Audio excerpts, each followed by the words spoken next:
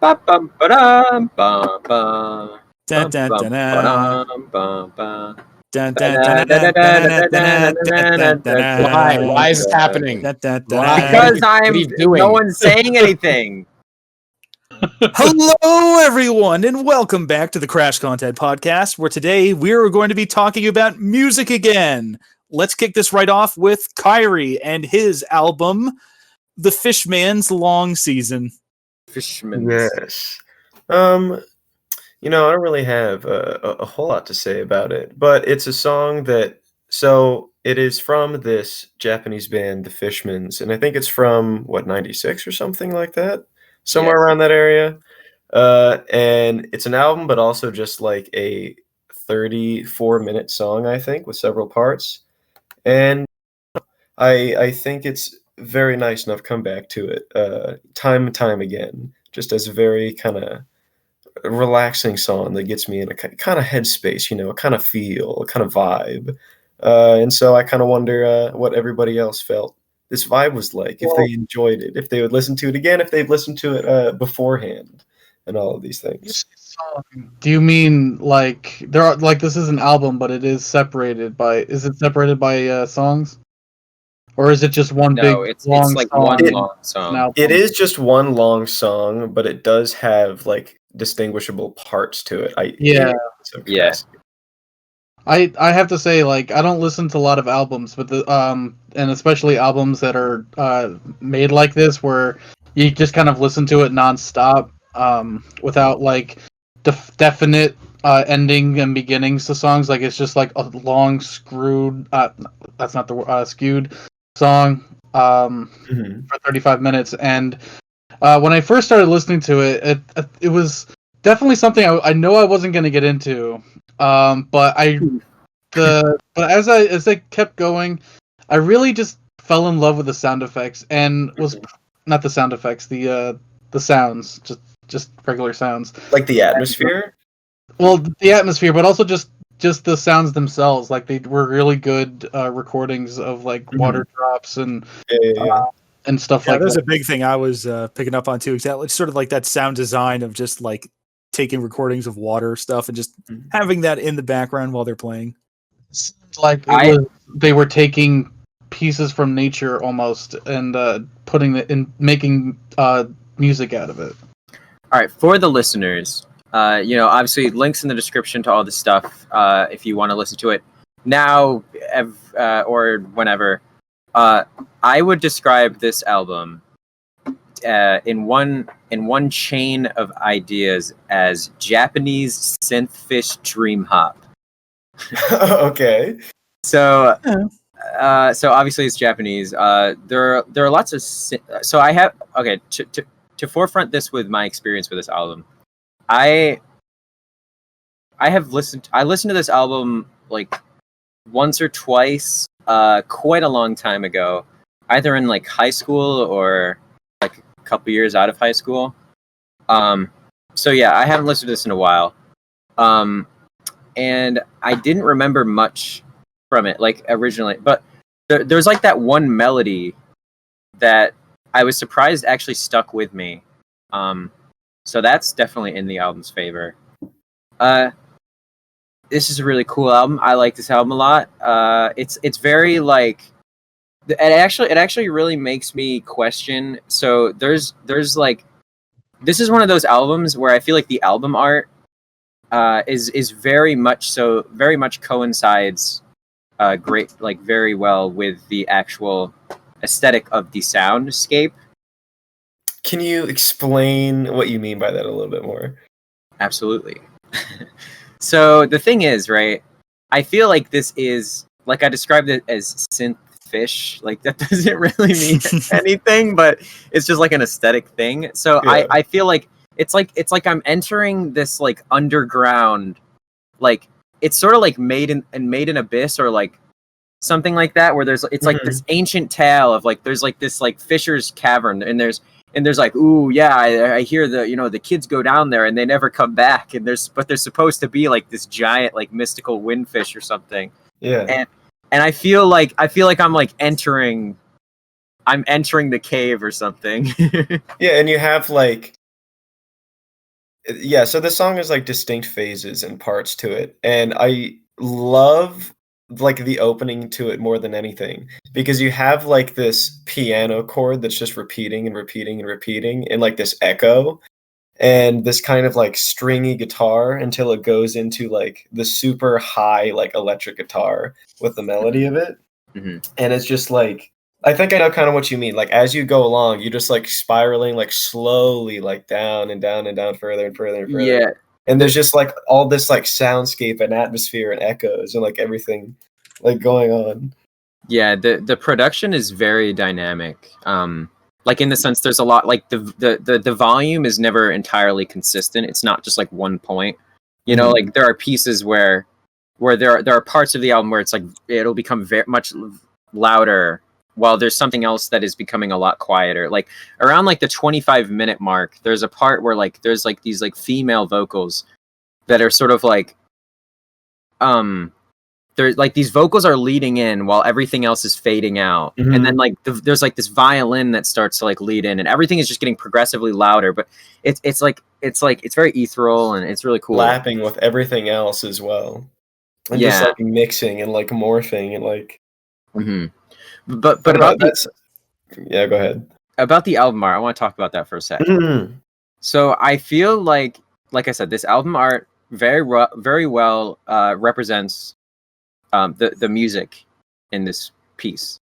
Go ahead and describe the art for people with audio only. I guess I could just send. Oh, I guess audio only. Well, it's like, so there's like a couple dudes, and they're just like hanging out in like a grassy kind of like. There's like a bridge. I'll post it in chat for those who are. It's in chat already. We already did.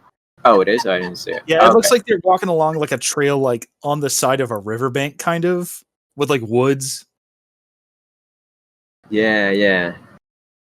So see what I mean though? It looks like they're like going into like it's like they're ascending downward into something greater than where they are. But I wonder, like, because there were bits of this album that made me feel a bit more like metro, like had some more metro vibes to them and less like pure fishscape. Yeah. So I do wonder if I feel this way because the album art exists, and it's almost like a fundamental question about music, where it's like for a long time now, music has been intertwined with, you know, a square piece of art. And those things are intertwined. You can't detach them. It's like you have albums and you have songs and there's certain lengths and it's like usually around an hour and there's like a piece of art that's like a size that goes with it. Right. And that makes me wonder, like, if this didn't have any visual cue, that's like the sticker that you would get like on the record, because like they have that's like the sticker that would be placed on the shrink wrap of the thing. It makes me wonder, like, would I react differently? Like, would I imagine something different had I not seen any visual cues? I do think like this album definitely does feel the way that the art looks, but I also think you could enter a completely different aesthetic.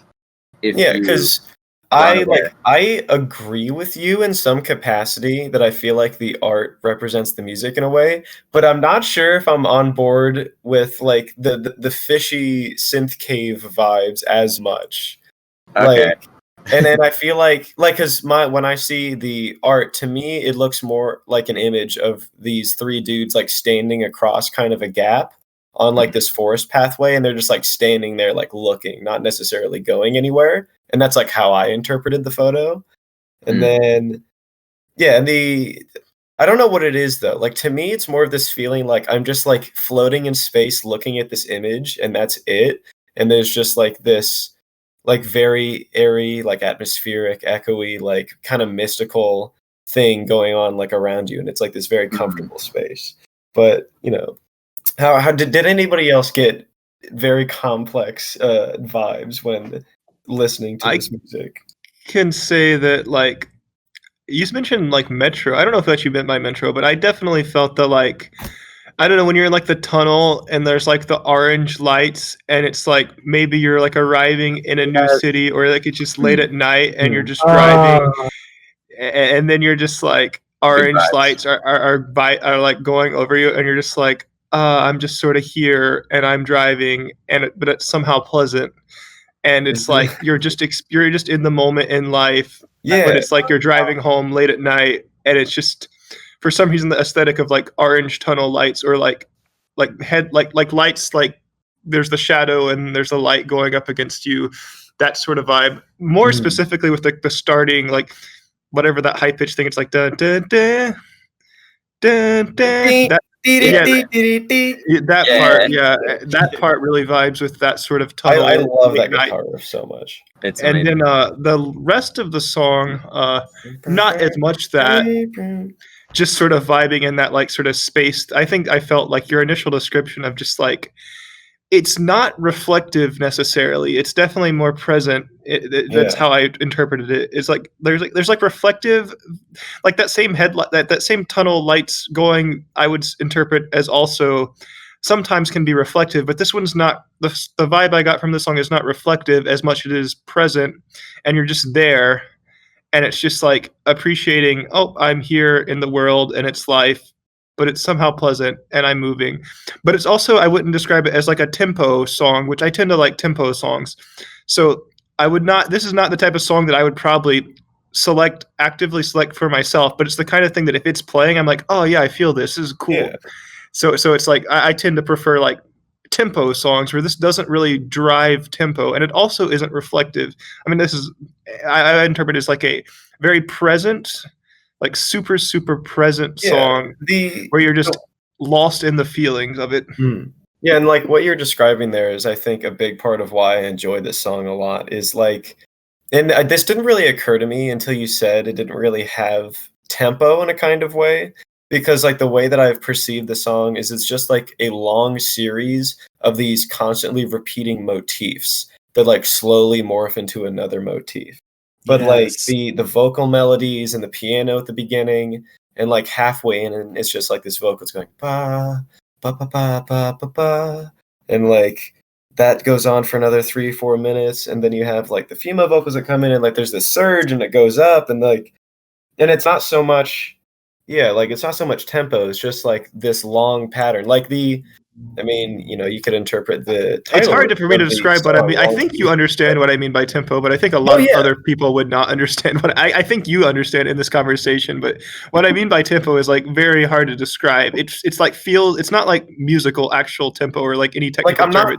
I'm not keeping track of like individual time and feeling. Yeah, it's nothing to do with that. Period of time before was. It's just like I have a vague sense of what is behind me and like what is currently growing in front of me, but not so much specific. It's your own motion. Like I think the motion of movement of the emotional feel of the song it's not a moving. You're not marching. You're not going. It's a dwelling in the present song. Yeah.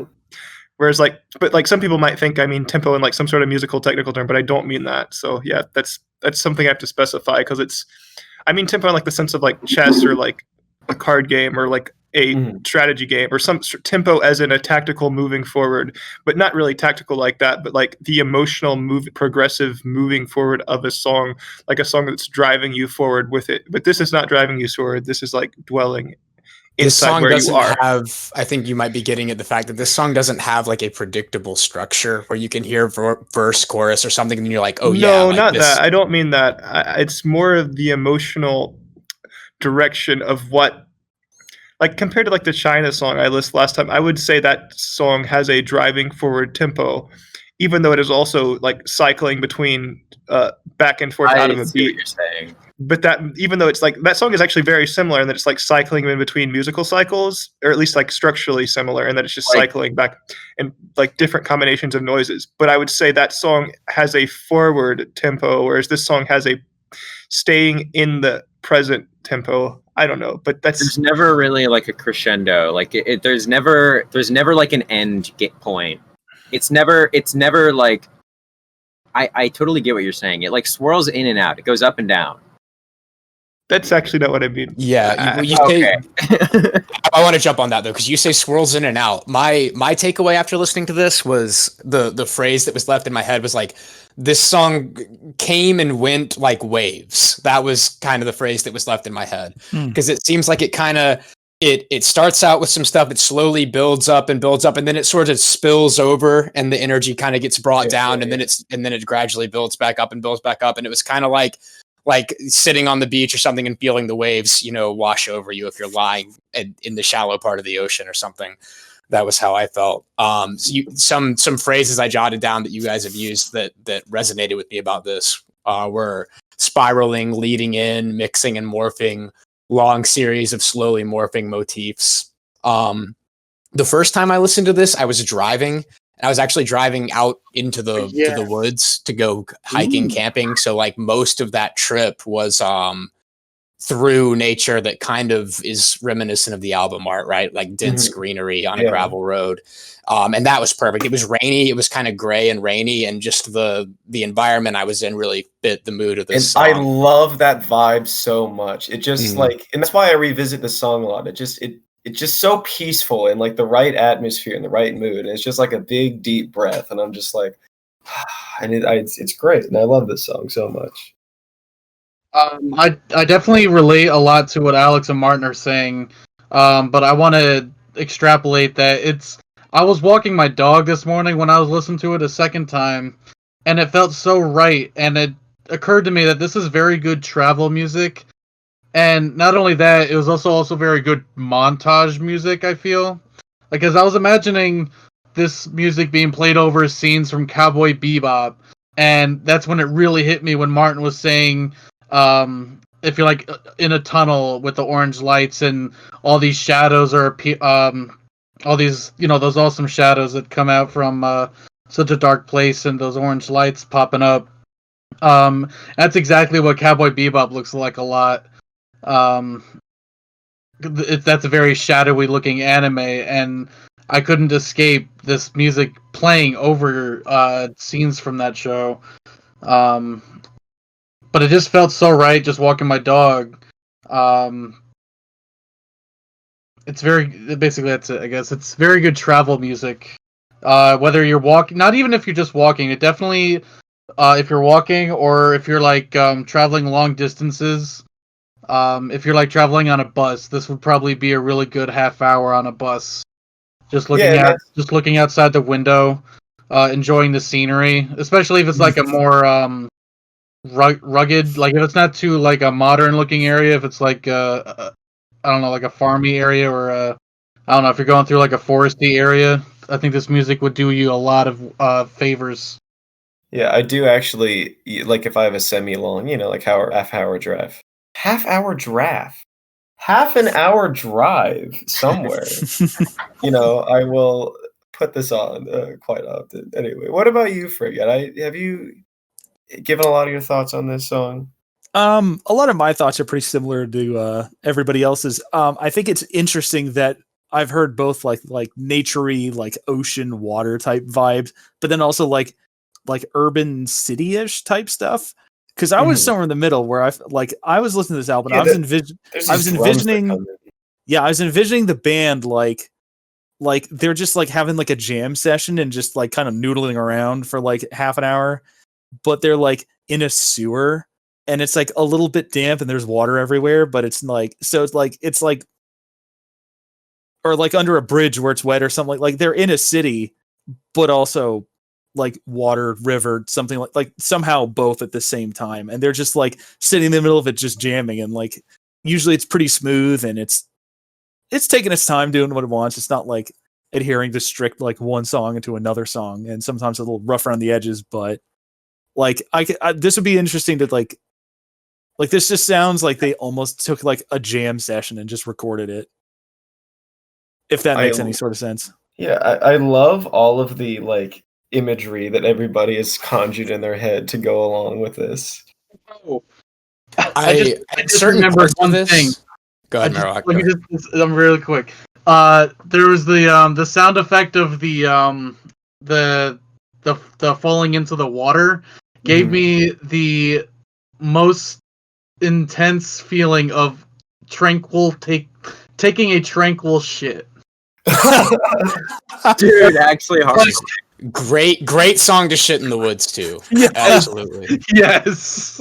Oh, I also really Absolutely. love as that dropping sound effect is playing. You also get like this this thing that's being pulled out. I don't know what that's called. Like some. Oh. Oh, I don't like know if it's an instrument. thing. Yeah, like I Like, that one is. like that played with the dropping is a really good combination, and that was probably like my favorite part of the whole song. Just listening to that. I was gonna Wait, say you asked me. You know, Yume no Naka, what that means, right? Like, Like I'm it's In the in middle a of dream. dreaming. They just say in a dream over and over. Yeah, like, I'm in the a whole dream. time. I'm in a dream. Yeah. It's like they just say it over and over. It's like the whole. Yeah, and then he's like, I can- what hashiteru, yeah, I don't remember. hashiteru, and he's like, I'm running. Yeah. there were parts of this with the Yume no dripping Naka. that Yeah. at certain parts of this I was like, this is like Chinese water torture but a song. I was like, this is like if I was being Chinese water tortured, but I was a meditation guru, so I was like not being driven insane by it. Some of the parts in the middle where it's very minimalist with the drops. You mentioned imagery a minute ago. That was one other image that this conjured for me. I definitely get very like water dripping in a dark place images from certain parts of this. So Yes. forest caves, as we've said. Mm-hmm. All right. Well, music is fascinating for it to make you think of all of these things. Yeah, and I haven't had like a lot of people in my life that have listened to this song, so it's been very interesting hearing what all of you think about it. Hmm. And then, had anybody else besides Ryan heard this song before? Nope. I guess that's it. Not before you recommended it, but the first time you posted it, so like a couple months before we played this podcast, I've listened to it like 4 times since then because I did come back to it. It's good for putting you in the mood, it evokes if you want that. Nice. I'm always looking for music to stretch to because I'm trying to form this habit of stretching because I need to relax and yeah, it's great music. I've been on that like every day until like the past 2 weeks where I have it every day, but every day I work out, which is like I have an exercise habit. I need to add the stretching habit to it. I always add stretch before. I'll habit stack stretching onto exercises. Yeah, I got that. Yeah, we're tangenting, but I was going to say this is the one that I actually went out of my way to listen a second time. I really like this one. So, all right, very cool. Yeah, I think we've gone on a little bit on that. What other song? Who's next? Unless anybody else has anything. I have a recommendation. I have a couple of recommendations if you like this album. Oh yes. Oh, very please. So this is Bowery Electric is the band. The album is called Beat. It's not exactly the same thing as this. It's quite different in fact, but it's got like similar elements to it. It's a blend of shoegaze and trip hop, so it's also very atmospheric. There's a lot of like it's in the same way where it's like atmospheric, but there's also like this sort of like rhythm or beat that's going on. Very cool. Check it out. And also atmosphere. I guess my other recommendations would be like Boris Flood. Oh yes. Yes. And if you've never listened to like trip hop, it's cool as well. So like bands like Massive Attack and Portishead, they're also cool. Less dreamy, but more just like cool, chill. So yeah. All right. Who's next? I don't remember the order. Next would be Mr. Alex. What did you bring for us today? All right, so we've got DJ Sharpnel. This is J-core, if you want to consider that a real genre. Absolutely. I'll get into the genre weeds on this in my little talk about this. But DJ Sharpnel, this is essentially Japanese hardcore. Hardcore being a word for a style of techno, electronic dance music. But this is basically fast, aggressive remixes, mostly of anime. So the typical anime remix that Sharpnel would do is like a lot of them typically will be something like this.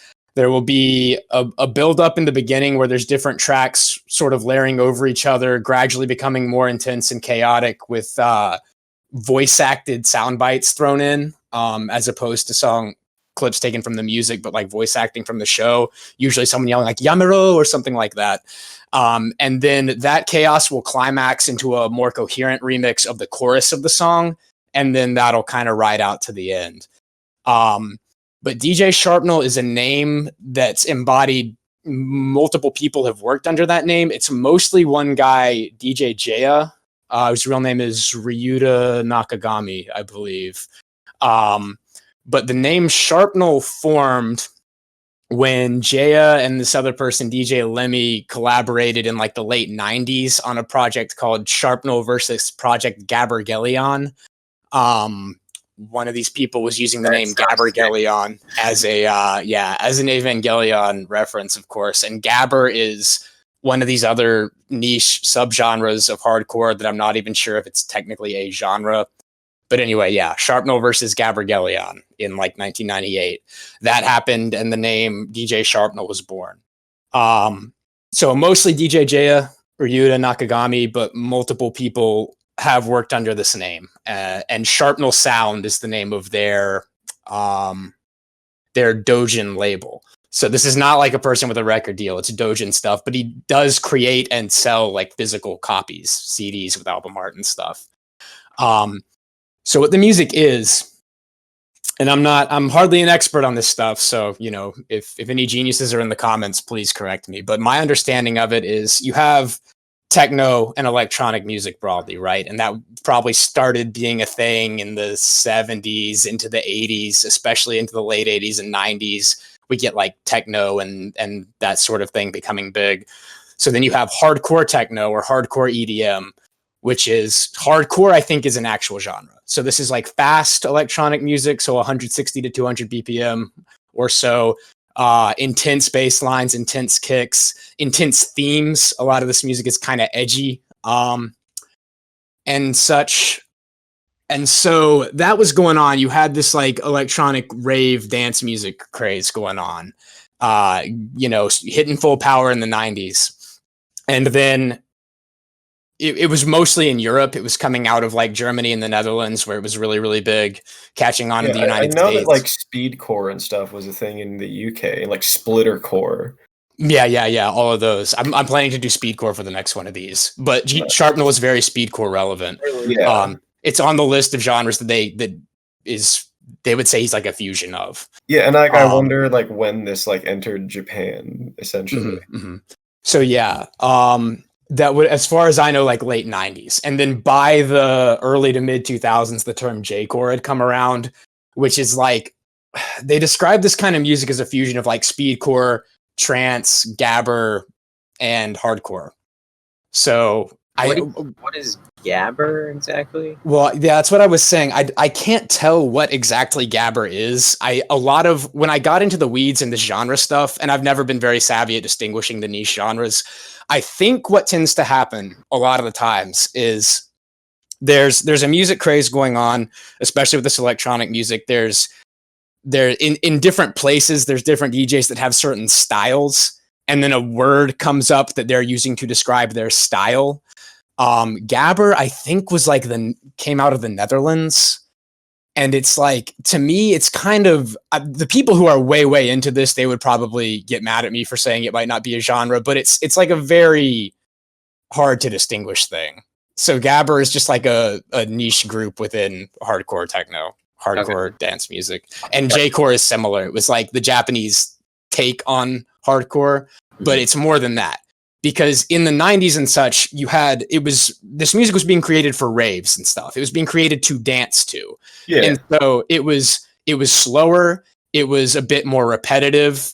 So it was repetitive so you could get the gist of it and then start dancing to it. And, you slow enough that you didn't have to thrash and break your neck. But then once the otaku nerd people got a hold of it and started doing anime remixes with voice acted clips. Yeah, that's when it was based. That's when it became highly based, because this music was being passed around online, right? And it was for otaku, hikikomori, cool based people who didn't leave their house, who wanted to listen to.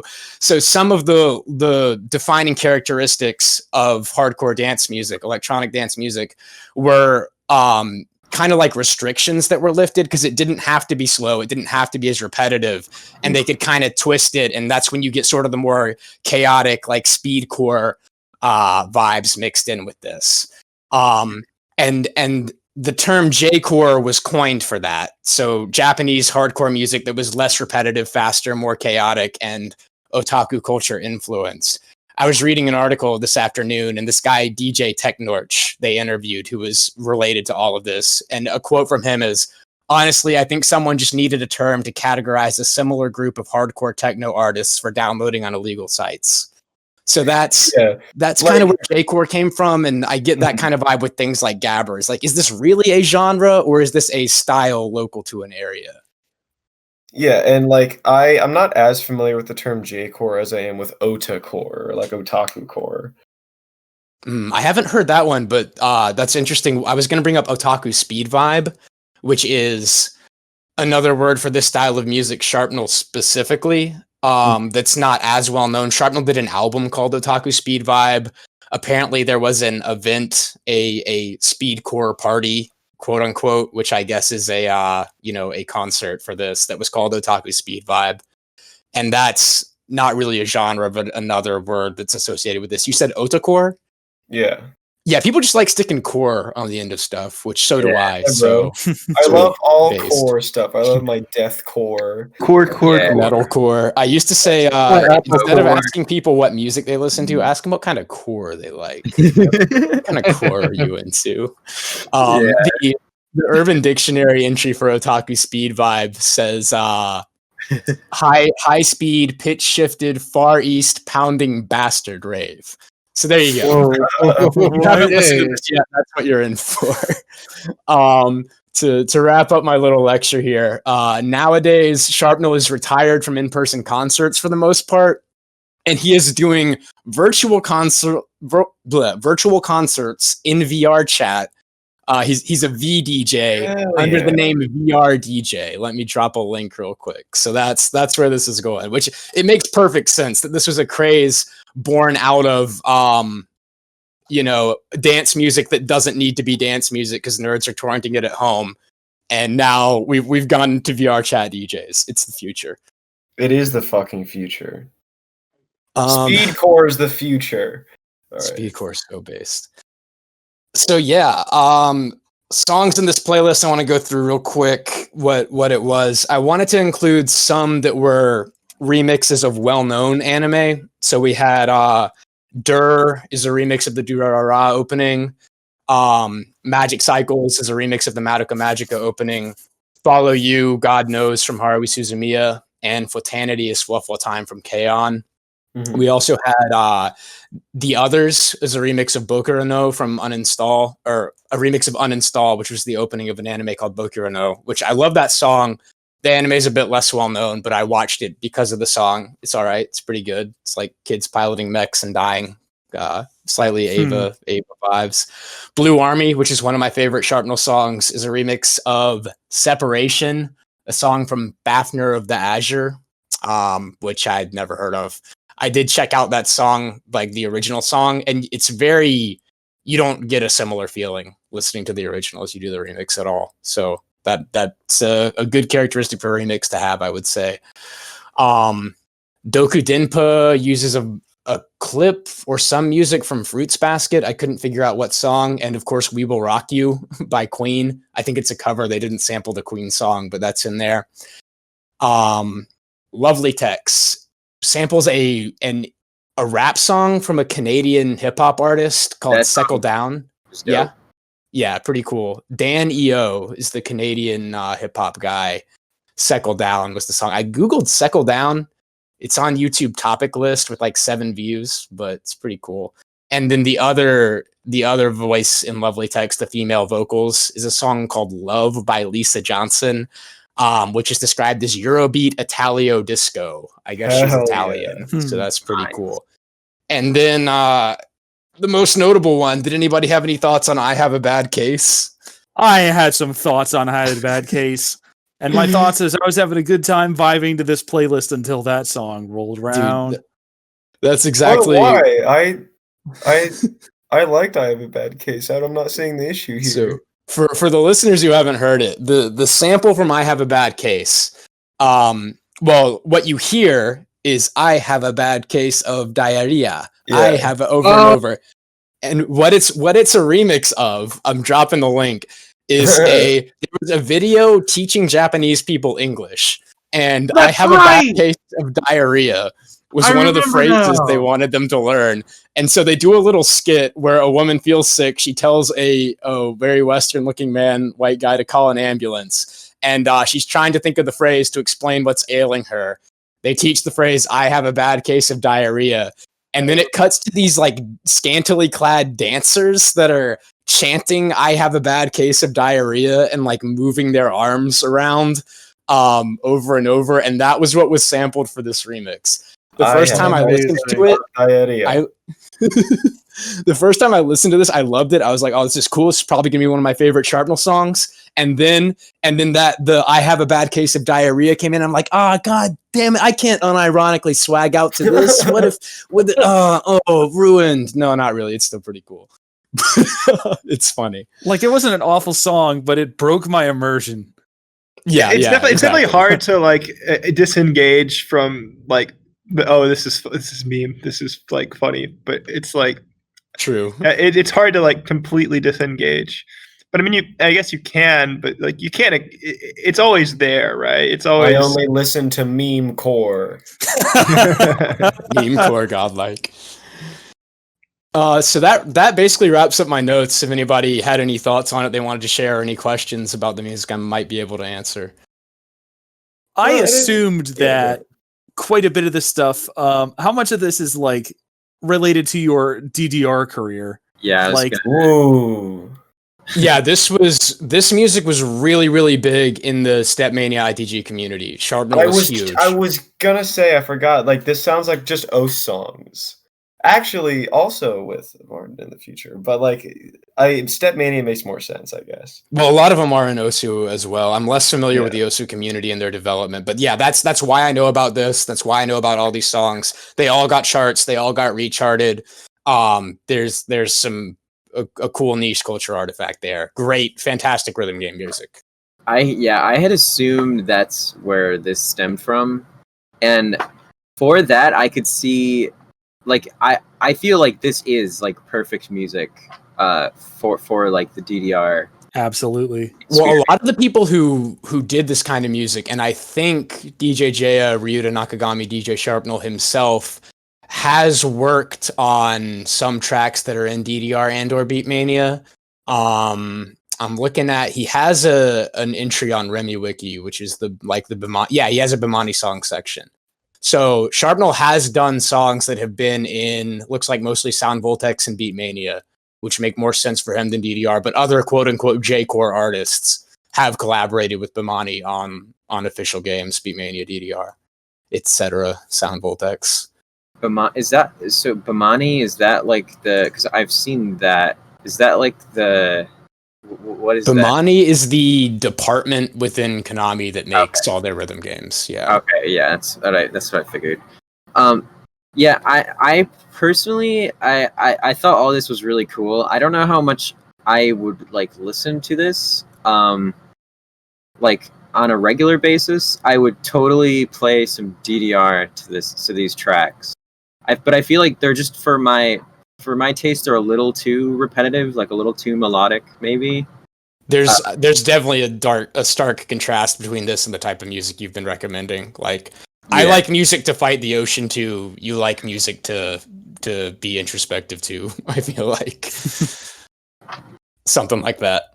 I mean, yeah. There are many emotions in my mind, but yeah, something like that. I guess this is more the tempo I prefer, although I'm a little lower BPM than you as far as preference, but like as far as the active push forward of this, I tend to prefer music that is like what I vaguely describe as active push forward as opposed to reflexive or even present.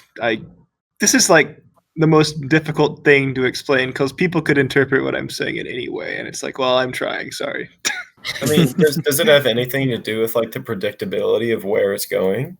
No, it's literally. I mean, it might without me realizing it, but I don't. That's where I was going with what I was saying during long season. I feel like you like predictability, but maybe I'm wrong. Maybe that's not what you're saying. Yeah, it's not predictability per se. It's more what the emotion that I'm feeling in the song. What is it? Something that I feel like is background or passive, or do I feel like it's active and moving me forward? And there's also a tempo rate, which may or may not be related to BPM, which probably is highly correlated, but is not explicitly that. So the tempo I'm describing could, like, higher tempo literal sense probably correlates with this vague tempo I'm describing, but it might not exactly.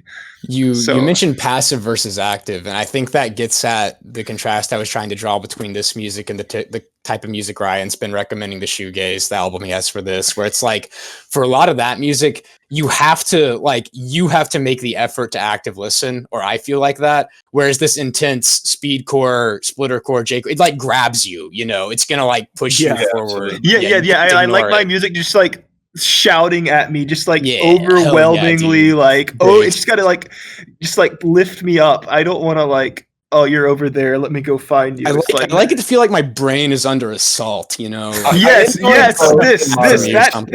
I love that analogy. Your brain should be under assault and overwhelmed by the music. If anybody wants to make a shitcore album called Music to Assault Your Brain, that's not shitcore enough. And we'll collaborate on that. So overall, I definitely vibe with this. I like this kind of music. It's just like, oh hell yeah, high energy. Let's go, let's do it. Yeah, just like get hype. Let's go. Let's get this diarrhea out of here. Oh my god, yeah, dude. Like, yeah, if the last album was music to take a peaceful shit to, this is like music to like, just like fast and powerful, just like in and out. Let's go. But this is the thing, like, people say like they listen to music for different reasons, but like I like prefer just like the let's go all if I'm listening. Like, it's very rare that I want to like experience, like opt into experiencing like non-highly super active music. Like, so it's like a tendency to prefer being in this state as opposed to like, because I'm like, I think my neutral state is very reflexive, and so I usually like want music to bring me in some sort of state that's not my neutral state. I'm the opposite, because I like to dwell in that state a lot, but I do really value music like this that can pull me out of it, but most of the music I listen to is reflexive. I relate to Martin a lot. He and I have very similar music taste in a lot of ways, and that's part of why I like this podcast. Is I want you guys to I want to practice engaging with the other kind of taste that I'm not naturally inclined to. Long Season was a great song for that, so success so far. Yeah, I wasn't sure how that was going to be received, but I think so far it's the contrast here is actually fit pretty well. Also, yeah, I definitely like this batch. Yeah. Do you know I staple tapeworms to my penis? Is this a familiar phrase to you at all? Oh, I'm not familiar with that one. Oh, damn. I'm pretty familiar with the concept. Great. Just a shit. No, I think I have actually heard that though. Yes. What is it? Yeah, I was clueless. Like, what the hell? See on Google, Passenger of Shit, staple tapeworms to my penis. Yes. Passenger of Shit is a very like speedcore sounding name. Shitcore. It's like I said, intense themes earlier, kind of edgy. Absolutely. I'll have to check that one out. Marowak, what'd you think? Honestly, this is definitely kind of music I really can't get into. I really didn't care too much at all for it. I think it does have to do with just how monotonous it sounds. Like, each one sounds kind of similar to me, and I really am not into like ravey, dancey kind of music. Like, I don't go clubbing at all. Like, the few times that I've done anything like that, like for instance going to I went to the Panty, what was it called, Panty Run or something? I don't know. Some Valentine's Day run, and they just rave inside a building for like a couple hours, and it's the most miserable experience I could experience. So the fact that it's all anime themed is at least a little nicer. Like I get to listen to Fua Fua Time remix, which is kind of cool, and the opening to what the fuck is it called? Magica Magica. Magica Magica, yeah. Yeah. Yeah, that. Like those, I guess I can admit those two I like the most, but in the grand scheme of things, I really didn't care for any of them in particular. Sorry to say, but Yeah, fair enough. And that was one of my concerns making the playlist was like I'm super into all these songs, but I was worried that it would sound repetitive to someone who wasn't getting all that into it. Because the style does get a bit repetitive unless Yeah, I you're mean, like I enjoy this kind of like adjacently in other genres that I can actually recommend at the end of this. But like I wouldn't specifically listen to DJ Sharpnel. I don't think it kind of reminds me. Do you know Searle S3RL? Yeah. It reminds me like that. Speed chorified. Yeah. Kinda. I dropped a link in chat of electronic music wiki list of samples used by DJ Sharpnel. What if anyone wants to get into this or check this out or something? If you go to that wiki page and Control F your favorite anime and see if it's been remixed by this guy, then that's probably the song that you'll be able to most easily get into. So that's pretty cool. I don't think that wiki entry is it's not complete totally, but it's pretty robust. It has most of the stuff. Yeah, so I was gonna say one. I just thought of one more thing. Like I said that the fact that it's all like anime themed is nice, and it is. But even then, it really doesn't balance that very well with the repetitiveness and the theming, because the theming part that I can actually get anything out of is just very minimal.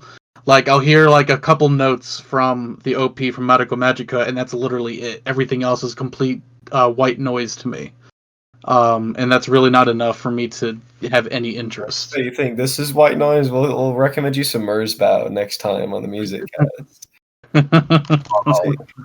But I definitely respect the work someone has to go through to put into this kind of stuff. Like I don't know if it'd be a great compliment or just like a statement, but like the fact that you can make all these different remixes of different songs and make them all sound similar. That's to the a thing, point. yeah. Like I guess that's music, talented.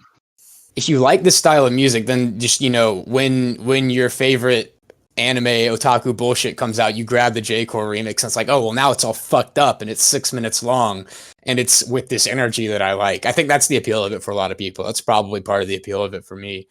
I can understand it sounding like white noise if you don't get into it, but when I get into this, I'm really into like hearing the different tracks, like I'll have like one sound subtly going on in the background, something intense going up here, something else going over there, and like kind of hunting for all of those. But you have to like be into it to get to that point. And if this type of music doesn't engage you, then you probably just won't, which is fair enough. This might sound like condescending. It's not. I just want to say this. When I was like 13 or 14, I was like really into EDM. If I had known about this stuff, I would have been like obsessed with it during that point of my life. Yeah, that was me, and I'm just still riding that to this day. Well, what's funny is like just by age difference, that's like when EDM was kind of getting like super popular. Because I remember like 2011 or so, I was also like sort of into like the mainstream like Avicii whatever stuff that was popular then. Yeah, so it's like I guess that's a time period thing. So if you were 14, I would have been, that would have been around that time. So well, keep in mind EDM has changed and evolved quite a lot. That's a big umbrella. I'm just connecting it to my association, which is narrow, and it's only like that 2011 to maybe 2013 time period, which is like 2 years. So I guess was I the only one who like really cared for this one besides Alex? No, I like it. I love this. I don't dislike it by any means. This is like not like super close to my taste. Oh, you guys just had a lot of. I think the main difference between me and Alex is he likes slightly higher BPM. That would be like Never enough BPMs. Yeah. I guess I'm just not picky. That's pretty cool. We're split 50-50 on this. We had 3 people who are really into it. 3 people who are like, not really my thing. Cool. It's almost like people's opinions, and you get to hear them on a podcast. Oh, so fascinating. I wonder where you could go to hear that. That's the future. Do we have anything else to say about this one? I do have some recommendations I could give. Ooh, yes. So this is kind of just like adjacent to this, kind of hold on. Just kind of generally in the speedcore and like otaku core genre. So the first one is just like a compilation of this kind of music on YouTube. That is Cure for ADHD, but it's just like a bunch of different songs and mixes from these different artists. And then the other one is a specific artist called Kikuo, which is this like Vocaloid producer. And they make these just very like complex, rhythmically interesting songs that have like pretty edgy and fucked up themes, some of them. But I enjoy that a lot. And yeah, this is like more specifically my interest in this kind of genre. I had images I was going to drop and I forgot, so I'm dropping them all right now real quick. We have the Otaku Speed Vibe album art. We have a picture of DJ Sharpnel. We have a picture of DJ Sharpnel's VR chat performance. And we have a quote from the article I read that says, "Some argue that J-Core has become ruled by weeaboos, a derogatory term for Westerners who become obsessed with Japanese culture by way of anime, manga, and video games." That's right. We've appropriated the culture. Yeah. It's our now. It's good. Good job, everybody. We did it. Is that as true as that is? Yeah, probably. I don't know. All right, who next? All right, next I think it's time for the interactive portion of our podcast because we are with Son of Marowak, who's got some sort of game lined up for us. Yay! Oh, but I have to pee. Do it real fast, and we'll come back and do it. I'm just gonna. While he's gone, quick trivia question: where is pee stored? Bladder? In the balls. Pee is stored in the balls. No. So you Get out of here. I'm the one here with the biology degree, and I can confirm. Yeah, pee is stored in the balls. Now you know you had a biology degree. Bill Nye confirmed. Bill Nye.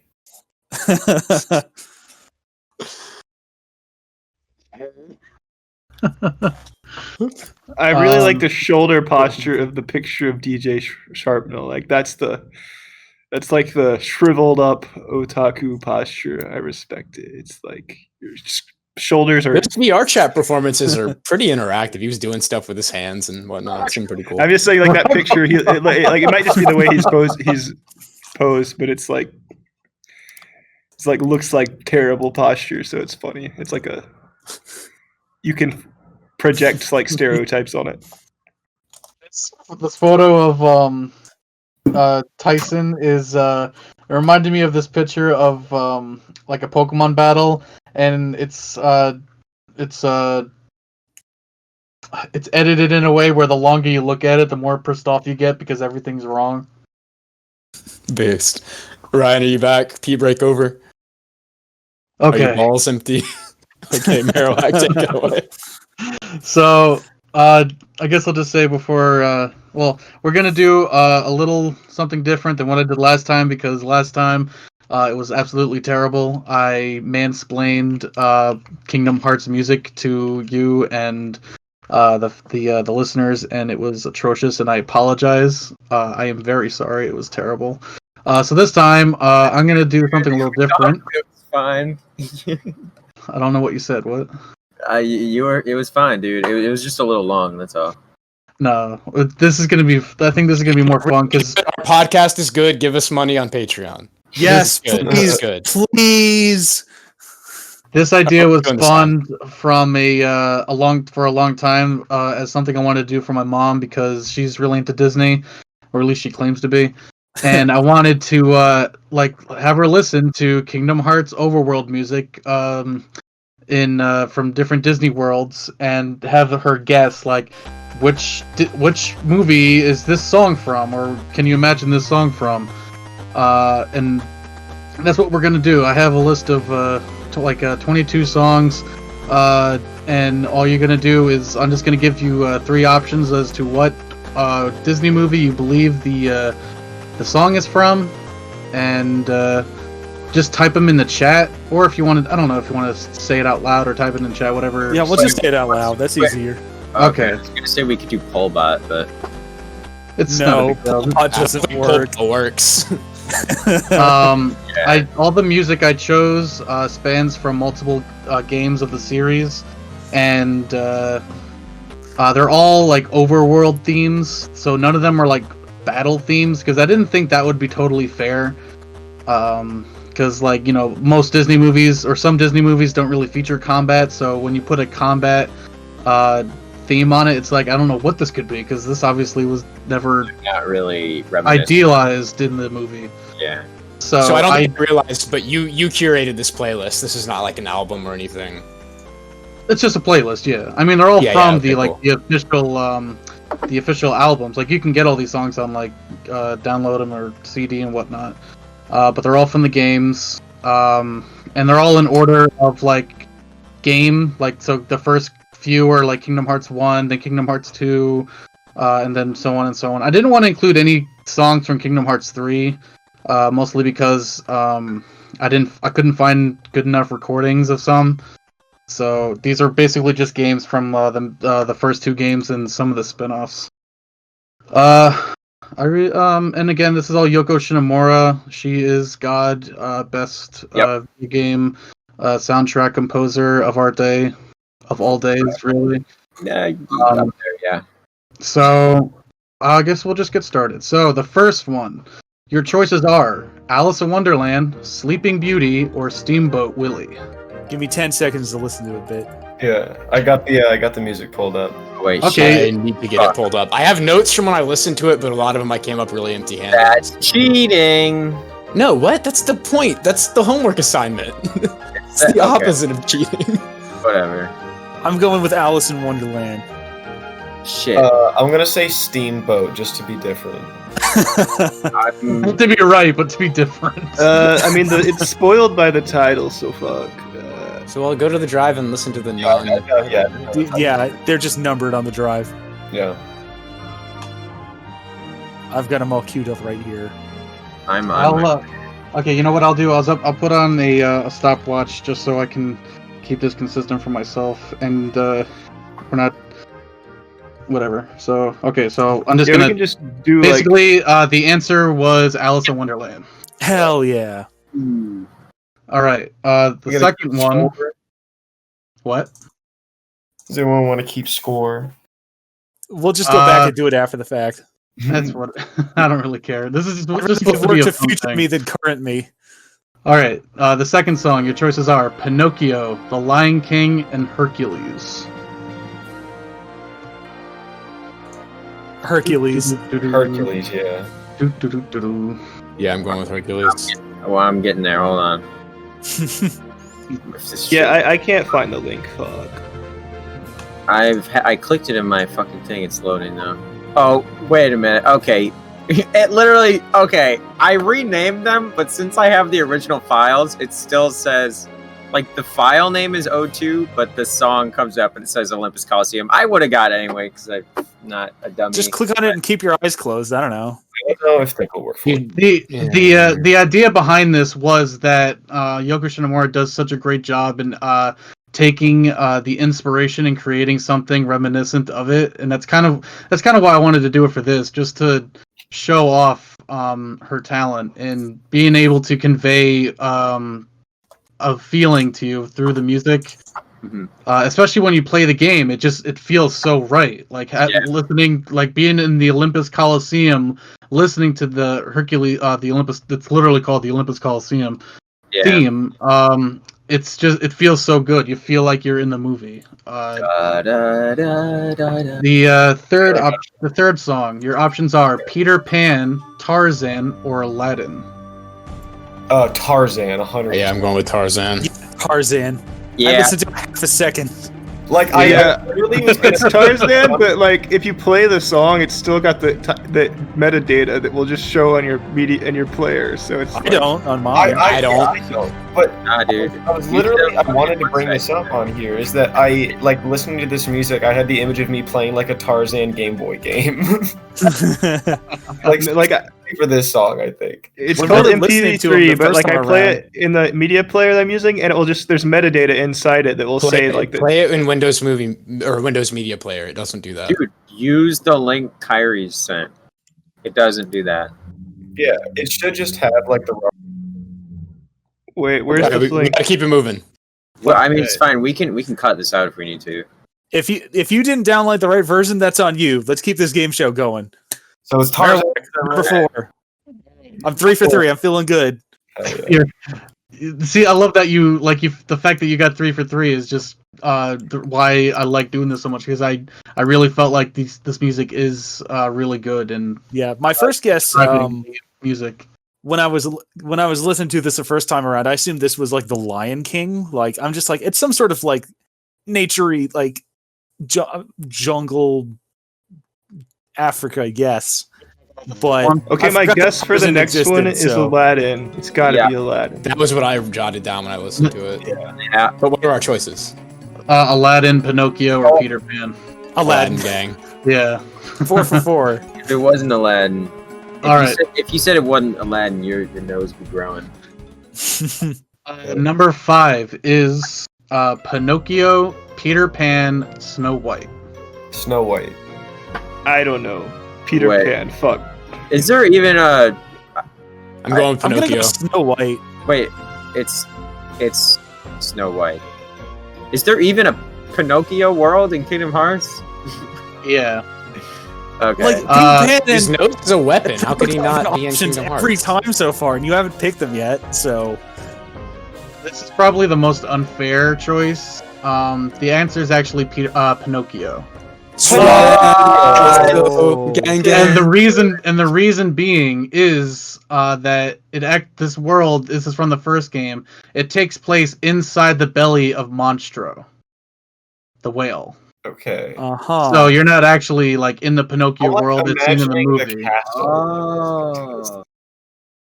Yeah, I was kind of debating on whether or not I wanted to include this one because there's No, not a that's- lot of screen time in Monstro in the movie, so I didn't think it would have been well represented.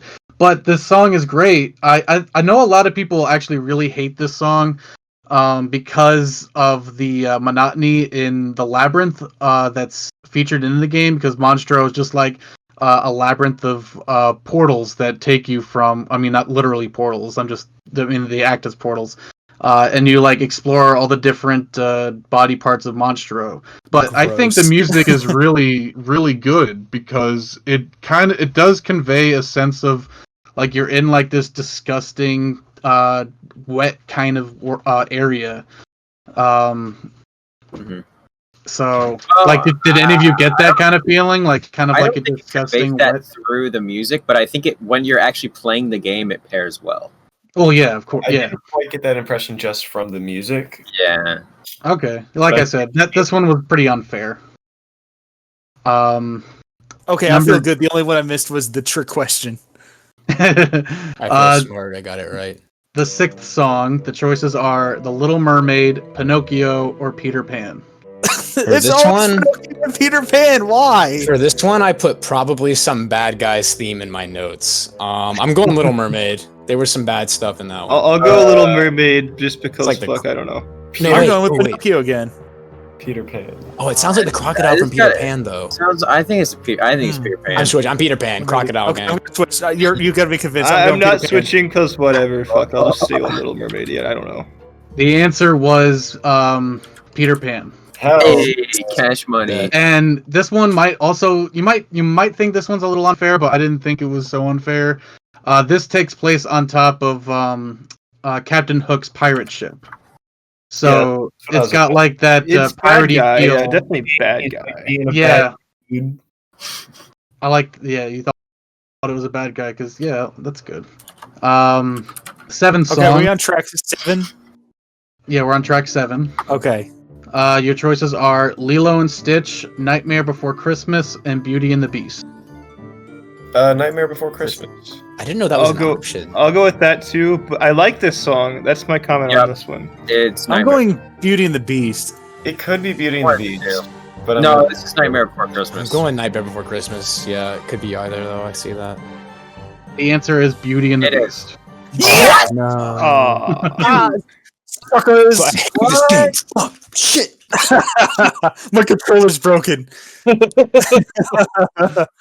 We're on 8 now, right? That was probably like my most like I remember hearing that song. I listened to it earlier, but didn't play the game. I didn't like write down any notes, but yeah, I liked that song. So. For number 8, your choices are. Wait, before you do the choices, I wrote one down for this, so I have to say it before the choices, so I can be big brain. I wrote Mulan. Is that one of the choices? Go. For number 8, your choices are Pirates of the Caribbean, Tron, and Mulan. It's Mulan, baby. I'm gonna guess Mulan because spoiler. Yeah, Mulan. A spoiler. Yep, My it was brain Mulan. is a spoiler. Oh god, epic genius. No multiple choice needed. For number 9, your choices are Steamboat Willie, Aladdin, or Alice in Wonderland. It is Alice in Wonderland. Going Alice. No, wait, fuck. It might be Steamboat Willie, actually. Shit. I'm thinking. Could be either. Well, I'm not changing. Steamboat Willie. Alice till I die. I'll go Steamboat because I don't even know what that is. Shit. It's the original First ever black Disney and white. cartoon. Yeah. You caught that? Which was it? All right. The number 9 answer is Steamboat Willie. Yes! Hey, I Whatever, I'm Knew joking it. with God, Alice. I You guys can totally hang out knew. with Steamboat That's why I Willie. guessed that. All right. For number 10, your choices are Little Tron, Mermaid. Lilo and Stitch, or The Little Mermaid. Little Mermaid. Oh, it sounds under the water. I'm gonna go with Yeah, that. Little Mermaid. I have not even played Kingdom Hearts, and like even in listening to this music, I was like, Tarzan, Desert. Yes. I'm going with Lilo and Stitch just because I think everyone else is You're dumb. And dumb. you guys said Little Mermaid. You're literally Don't stupid. idiot. You're about to be killed for being Whoa, no, contrarian. you're stupid. Alright, what is it? It's Little Mermaid. Mermaid. Yay! It sounded love- under the water. Alright. I love this theme especially because this is from the second game, and a lot of people love to bitch about the second game's world of the Little Mermaid world. The rhythm. Because it's just like a rhythm world where you don't actually like run around and fight monsters. You just play rhythm games, and everyone hates it. But I think the best thing about the world is this theme, because it actually makes an original soundtrack for the world. Because in the first game, when you go to the Atlantica, they just play a looping version of Under the Sea. So obviously, I wasn't going to use that for this because it's a dead giveaway if you just listen to it. The swim combat is pretty cool. Yeah, I actually love the swimming combat. And the rhythm games are not. The rhythm games aren't even that bad. It's not that the rhythm games are bad; it's the music is bad.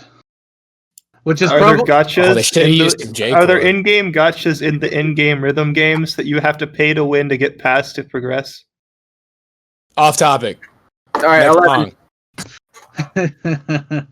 Anyway, number 11. Your choices are Pirates of the Caribbean, Pinocchio, or The Nightmare Before Christmas. Pirates. Yeah, pirates. Pirates. So in my notes, I Alright. put evil, Lion King, Star, Hyenas, question mark. What were Yeah, the three I choices again? actually thought hyenas too at the beginning when it started, but yeah. No, Pirates yeah, of the Caribbean, Pinocchio, or The Nightmare Before Christmas. Pirates. Yar. it's pirates. Yar. Yes, it is Pirates. Pirates. Of the Yeah, Caribbean. pirates. Yeah. Yeah. All right, number 12. Your choices are Beauty and the Beast, I Hercules, already know it. or The Tron. Lion King. It's not Tron. Oh, it's Lion King. It's Yeah, I'm Lion gonna go with Lion King. Yeah, Lion King. It is Yeah. The Lion King. Okay, cool. yeah. Cash The starting sounds so much like Tron though. You're right. Yeah. For 13, the next For- one I put IDK, but it slaps. 13 sounds like Paper Mario. Actually, that's not coincidental. Whatever her name is did a lot of Paper Mario Yoko Shimomura. RPG music. Yeah, I got that vibe too. Your choices are Tron, Snow White, or Peter Pan. Tron. Yeah, Tron. Tron. It's Tron. Yes, Yeah, Tron. it's Tron. One quick note about the Tron theme. And this is from the second game. Yoko did compose this theme for the Tron world. But the Tron world actually comes back in a later game, Dream Drop Distance. And this was the first time in the series, aside from Utada Hikaru, who does like the main OP and ED of the game, in Dream Drop Distance was the first time that more artists, aside from Yoko Shinomura, were coming in to compose music. And aside from one song, I'm pretty sure it was just one song, Yoko Shinomura did compose for the Tron world. Every other song for that world was composed by a different person. Was it Daft Punk? No. Side note: I love that Daft Punk, like that Tron, movie soundtrack. I listened to that a lot when that movie was somewhat popular. They made that movie just to have an excuse to have the soundtrack. He was like, they're all a different person, and Eric was like, is it Daft Punk? All the different people, are they Daft Punk? I just meant for the Tron world, but... Oh, wait, did I have that backwards? Oh, gee, I wonder what 14 is. 14. Your choices Pretty are confident there, bud. Mulan, You want to put some money down? Peter Pan, and The Nightmare Before Christmas. Nightmare Before... Nightmare. Okay, I had to hear it. Sounds Christmassy, so. Wow, okay, Not a that's Christmas great. movie. Dude, Yeah, are you Nightmare dumb? Before Christmas. Did you hear, dude, okay, play the It's song fucking again. sleigh bells, dude. Like, I said it's not a Christmassy movie. Peter The Pan. movie, it's a Oh, Halloween okay, movie. yeah, It's yeah, not a okay, Christmas yeah, movie. yeah. I It's know that because cool. we watched it on Christmas Eve and it was real fucked up, and I didn't feel happy at all.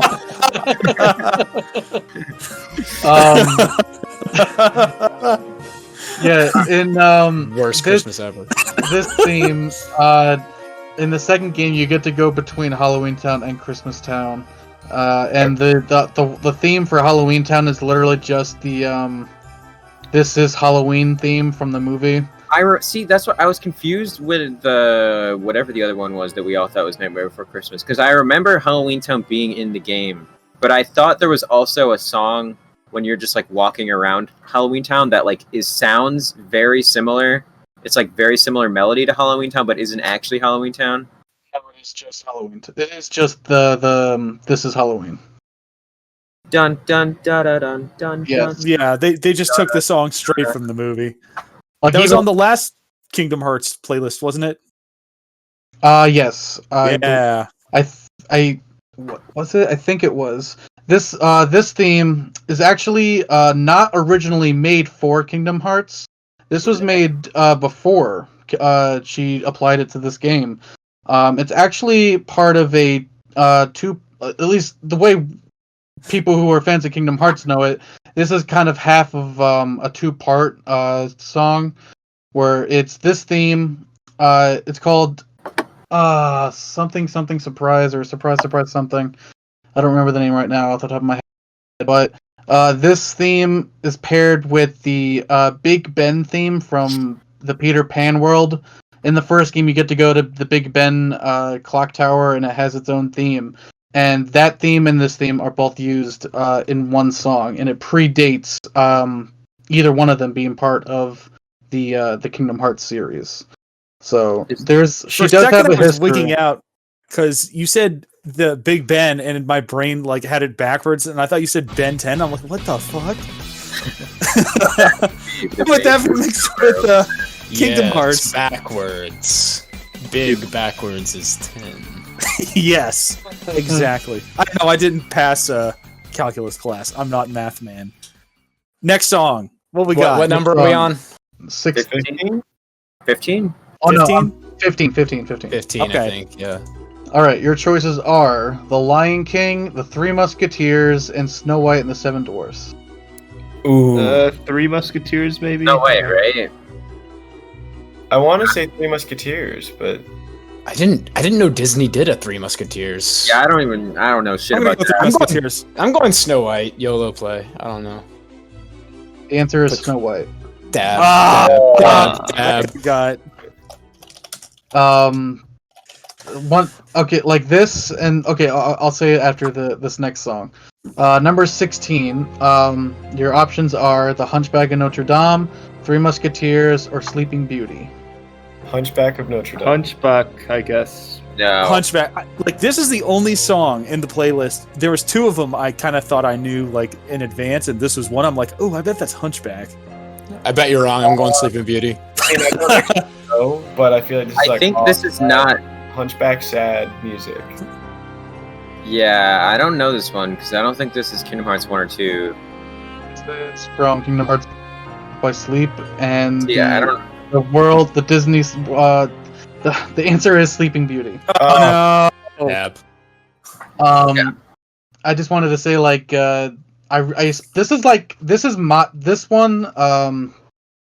song in particular. Damn it! I want to do it justice by actually naming it by The Silent Forest.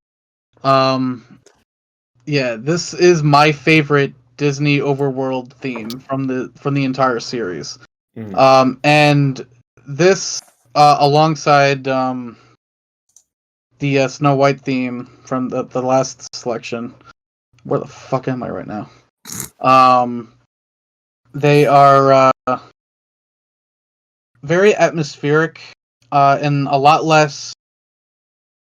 I definitely feel like Yoko went for a more like inspired atmosphere for those two themes instead of basing it solely off of the movie that they're from, especially the Snow White one. I wouldn't be surprised if no one ever guessed Snow White for number 15. But the atmosphere for 16 and why it sounds the way it does is because it takes place after after the three fairies put everyone in the castle to sleep. So, and Aurora's I knew that. Aurora's like, you know. Yeah, I was about to say like, lost with zero context here, but Dumb, I'm like, more like. I remember that being a Disney movie. Yeah. Huh. What do you want? Is that you guys telling me that I should just shut up and keep going? No, that's me bragging about my 4,000 Disney IQ. But yes, you should also keep going, I think. Okay, whatever. keep the time. For us. Fuck it. I don't really know any Disney stuff either. The next one, the options are Hunchback of Notre Dame, Mulan, or Lilo and Stitch. Lilo and Stitch. Lilo. Yeah, Lilo and Stitch. Yeah, it's got to be. It is. Wow. Cool. Good job. This one actually takes place on the ship in space before they even go to Hawaii.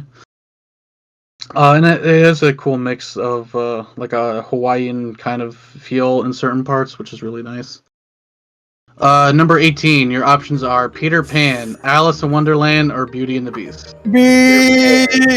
Beater Alice. in the Beast. Can't leave Alice. Peter Pan. Peter Pan. Beauty in the Pan. The answer is Peter Pan. Yes! Yeah. Oh yeah. Word. Ah. The Peter Pan world is pretty cool because in almost every game that it's featured in, it gets a completely new theme, and each one is different in its own way. Number 19, your options are Tarzan, Peter Pan, or The Little Mermaid. Peter. Peter Pan. I don't know. Peanut butter. Yeah. I think I'm also going to go with Peter Pan. Yep, the answer is Peter Pan. Okay. Are you trying to trip us up on purpose? Put two of them in a row. It's just how it's just how it was ordered. So that way I did it. Number 20, your options are The Hunchback of Notre Dame, Hercules, or Tarzan. Shit. My notes say Hercules? important battle or something, which would I make like you the think song. Hercules. Like this one, I remember listening to Actually, a few days ago. it might be Hercules. I'm going to go with Hunchback. I'll say Hercules. Yeah, I'm going Hercules. I was gonna say Hunchback. The answer is Hunchback of Notre Dame. Oh, I'm gonna take Whatever, that. dude. Have fun chilling with your Hunchback while us Herculesers use our swords and Are stuff. being sad. And wrong. I especially love this Hunchback theme. It's probably one of my favorite top 5 like Disney inspired overworld themes.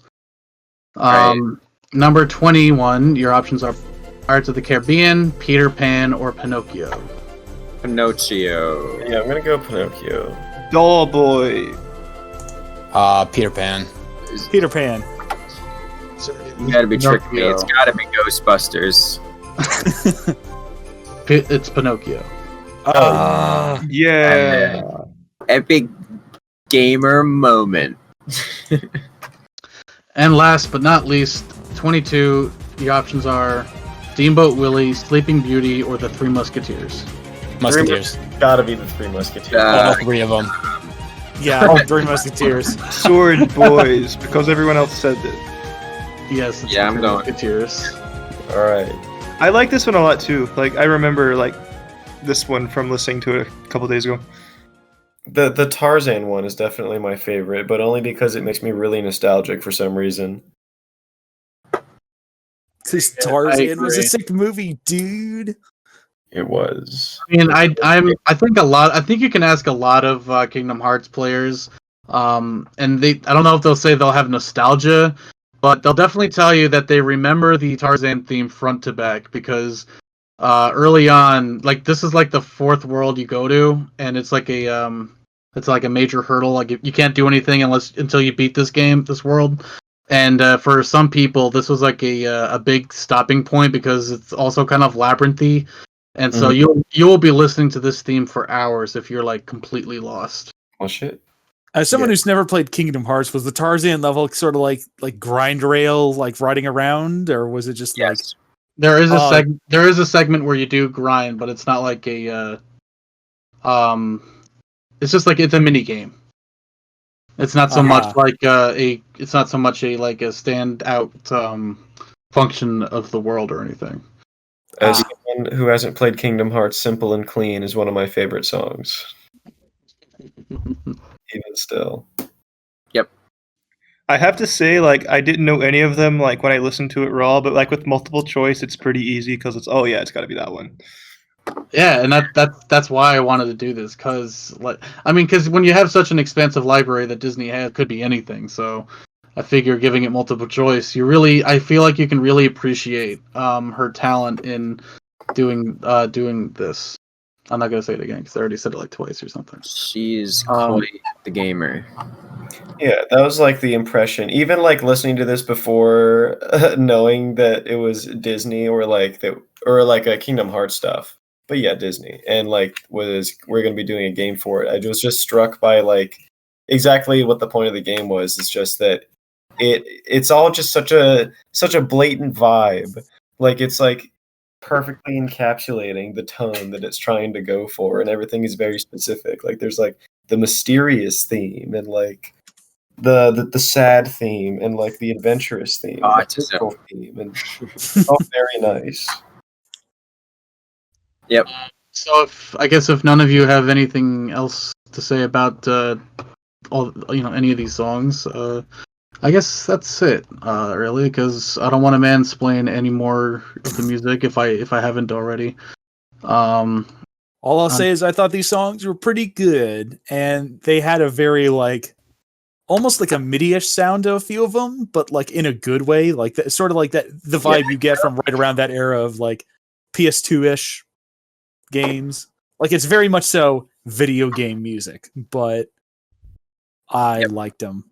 I think I like pretty much every one of these tracks. Good vibes.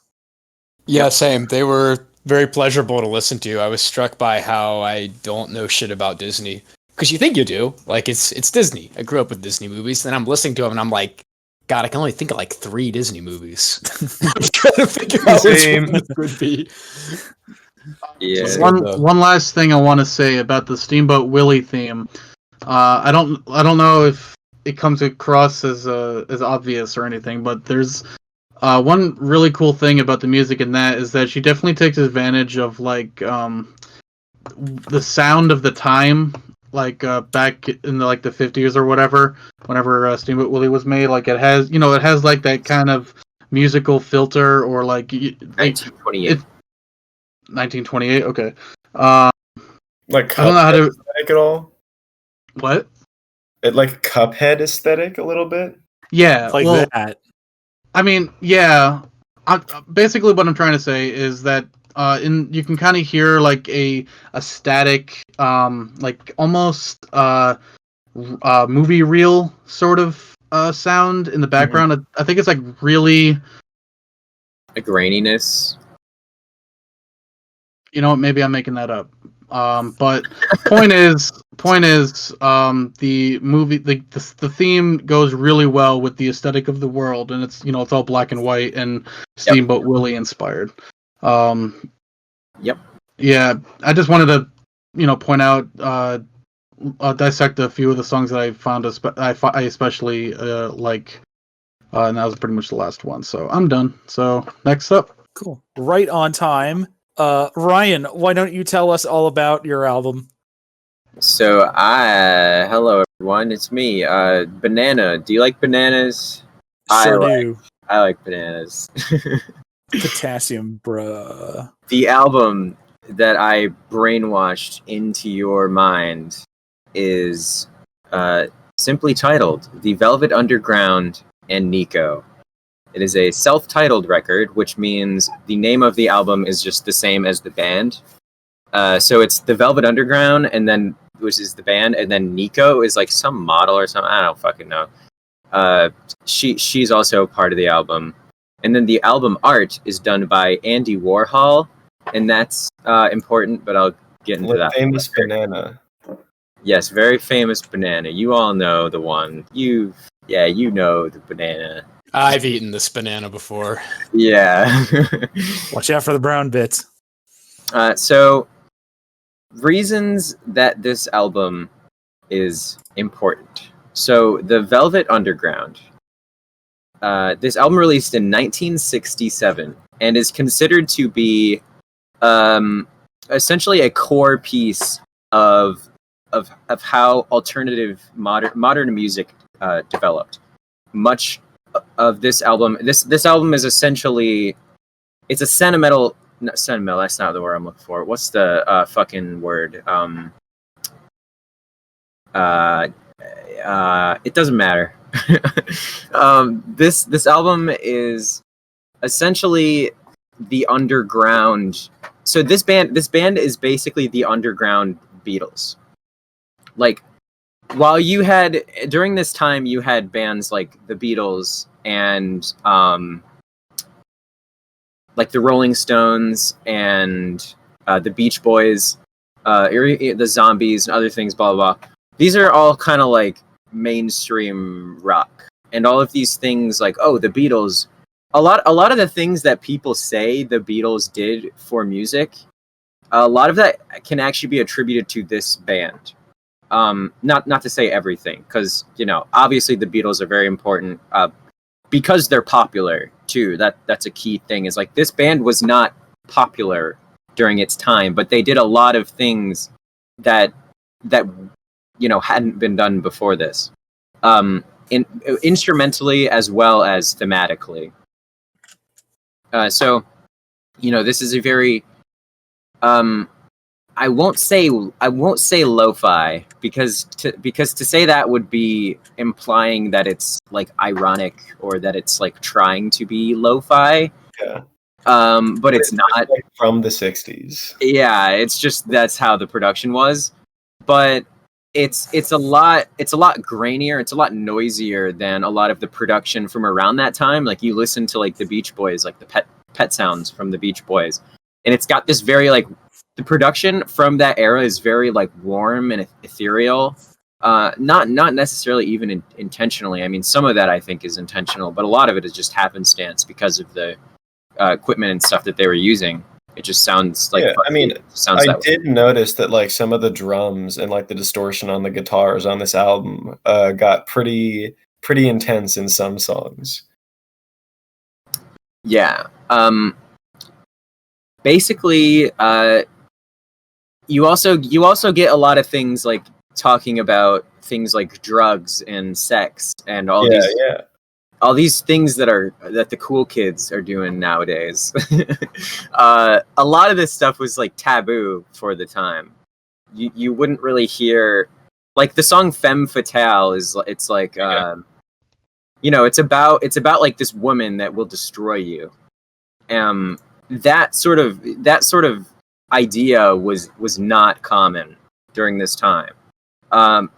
There like songs were about love and romance, but in a much more positive effort, not like in a like they wouldn't discuss it in a destructive manner. So there's that, and there's also, like I said, drugs. So the song Heroin, right? It's literally about fucking heroin. like you have like, I think in this same year or maybe a couple years before it, you do have like the Beatles reference drugs, and there's a lot of the music from the Beatles as well as other bands are definitely influenced by drugs, no doubt. Oh yes, we've all seen Yellow Submarine. Yeah. So it's not to say that the Beatles didn't do drugs. It's not to say that they didn't reference drugs in their music, but they, like Lucy in the Sky with Diamonds, right? Like that song is not as straightforward as Heroin. To quote a lyric from Heroin, it's heroin be the death of me, heroin it's my wife and it's my life, because a main line into my vein leads to a center in my head, and then I'm better off than dead. Yeah. Yeah, so how do you hear that? Like, I don't understand how you can hear words in music like that. Like, well, I don't know. I am just reading the lyrics right now, but I was also struck by this listening to the song. Heroin, the part about it being his wife stood out to me as well. That song probably stood out to me the most. It kind of made me uncomfortable. Right, and I'm not squeamish. I don't have like a needle fear or anything, but going into that level of detail about it, and with the pounding in the background getting gradually faster, I got kind of caught up, and I'm like, I don't want to do heroin. I didn't even notice like there was heroin. I didn't hear a word. Like I don't get like the words, dude. Like I don't get I don't understand how you can listen to music and like actually hear words. Like that's like I've never been like, maybe if I'm like really trying, but like I'm never trying to hear words. Are you more of like a passive or active listener to music though? I feel like you're a passive listener. I mean, even if I'm active listening, I'm not listening to words. I'm listening to music. That is the thing. Like I will make I do it like on impulse, but it's like a semi-conscious effort to like try and put the words together and understand the meaning behind them if it's like audible. For me, it's like I'll chorus lines, I'll like, ooh, chorus, big line, and then I'll like, everything else is like, I'm listening to the music. I do kind of know what you mean, though. There are some songs I've heard a lot, but I just don't know what the words are because it's just like noise that's part of the music, and I don't even know it's being sung. The word I was looking for, by the way, was seminal. This is a seminal record. Yes. Ew. In the underground alternative scene. This is essentially the seed of alternative music. Seminal seed. Lol. But yeah, I mean, basically, like infinite like numbers, infinite numbers of like subgenres of, this leads to things like pop punk and goth and noise rock and hardcore. All of that sort of shit, Joy Division, Sonic Youth, The Smiths, even like David Bowie and Nirvana and stuff, like all sorts of shit. This album is a core of how of allowing those things to exist in many ways. But what about Bob Dylan, Ryan?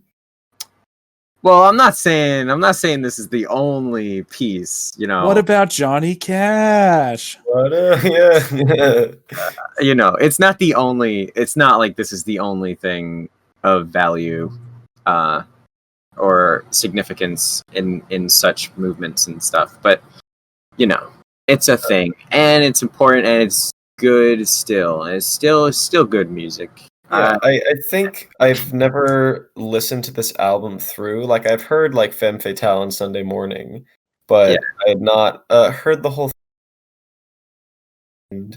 Like I said, I was a little bit surprised at how I'd have to pick out a specific song, but just like how like loud the drums and like distorted and kind of like messy and the music got at some points, especially for the time period. Mm-hmm. Yep, very, very ahead of its time. I mean, there were other things around this time that were, it was a natural time for this sort of music to emerge. You get things like Iggy Pop with like the Stooges, and like very quickly after this you get starting in the 70s you get tons of shit like, but Like yeah. European Sun, especially. Okay, yeah. So, what did everyone think of this record from a listening experience? I fell asleep listening to this, and it was really pleasant. Oh my! It was I don't know, pleasant. is it a compliment or? Dude, European sad, Sun I gonna don't know. wake you up at the Yeah, intro, though. I mean, I got a really I think it was Kyrie who said it before. That you just listen to the music. You don't listen to the words. And that's what I do with my music. I just listen to it, unless I don't know. I guess if I've listened to the music long enough, I'll pick up on some of the lyrics. Yeah. But Yeah, it was me. I don't know. Like I'm the just same. earlier today, when I was Same. listening to it the second time, I was just really tired and listening to this, and I was just really relaxed. This is probably my second favorite playlist, and I found it kind of interesting. I thought that because initially when I listened to this, I'm like, this is like my dad's kind of music, and I really don't care for my dad's kind of music, but just given the circumstance of like sitting down and being tired, it was just a really nice sound to fall asleep to. And that's basically all I have to say, honestly. A robot Otherwise, water. it's Is that just just me? my dad's music, No, and I don't it's like my not dad's just music you. all that much. Okay. It's I- fine. Yeah, Craig no, will it's fix fine. it. It's fine. But anyway, yep. Was You saying I'm the problem? Oh shit! Yeah, you're the problem. Sorry, man. no, it's joke. Oh. It's lost. Oh no! Go It's outside where you'll have oh. a better signal. Wait, is it good right now? That's It's better. cutting in and out. It gets You know what? better. and worse. Alex, what did you think of? I do have a pretty shit connection right now. So when you said underground Beatles at the beginning of this and gave the context, then that really clicked for me. I don't think the phrase underground Beatles was in my head when I listened to this, but that was definitely like the vibe I got. So you said that and I'm like, oh yeah, that's it. I mean, And also it about the same. made it make sense to me why you chose this, because I'm listening to it and I'm like, okay, this sounds like the Beatles. This sounds like my parents' music. All right. I wonder like where, kind of what's the point, like why this album? Uh-huh. So having that explained, yeah, that definitely gives some needed context, makes it pretty interesting. Yeah. I already mentioned Heroin, kind of sucked me in that one. I could not ignore. Femme Fatale was also very noticeable to me. I don't know. It's kind of, I don't know how to describe it. It's almost like this floating along sound, but the lyrics are a little bit ominous, even though the song doesn't sound that way. So that kind of stood out to me. European Sun at the end there, where it's just like devolving into chaos. It felt like 20 minutes long. It's like a 6-minute song, but I'm like, oh man, we're just spiraling down and we just keep going. So yeah, those were the ones that stood out to me. Knowing the context is really interesting. So that's cool. Yeah, it's funny. So I'm entirely musically illiterate, and I had no idea this was like a big band from the 60s. And the whole time I listened to it, I'm like, oh wow, this band's doing like a 60s throwback type thing. That's kind of cool. Thinking this was like a modern band. Nope. But so I guess, yeah, that makes a lot more sense knowing that, yeah, this was just music from the 60s, not like a tribute to music from the 60s. Mhm. But I wasn't really paying attention too much to the lyrics while I was listening to it, more so just like the actual song itself and just kind of vibing with it. And I thought it was pretty good. Right up until like there's one or two very brief parts in a couple of the songs where they get like, they just crank up the distortion and it starts getting like really scratchy and stuff. I'm one of those guys who like, like styrofoam rubbing on each other. Like I can't stand that. So like for a sec, these songs like physically hurt to listen to. And I'm like, oh god, make it stop. And so wasn't Kyrie, a fan of that, please. but otherwise a fan of this album. Like maybe just like no, it's coming in advance and like turn your volume down. Kyrie, please nominate Paul Steeman. Yeah, I can do that. What? It's an album. You're gonna like it. Yeah, I'm sure. Yeah, surely that'll be next. Make your own decision, but I think that would be fun. Yeah. No, I agree. I don't want to do it personally, but anyway, yeah. So I want to talk about the artwork as well. So pretentiously, Andy Warhol. So the artwork is by Andy Warhol,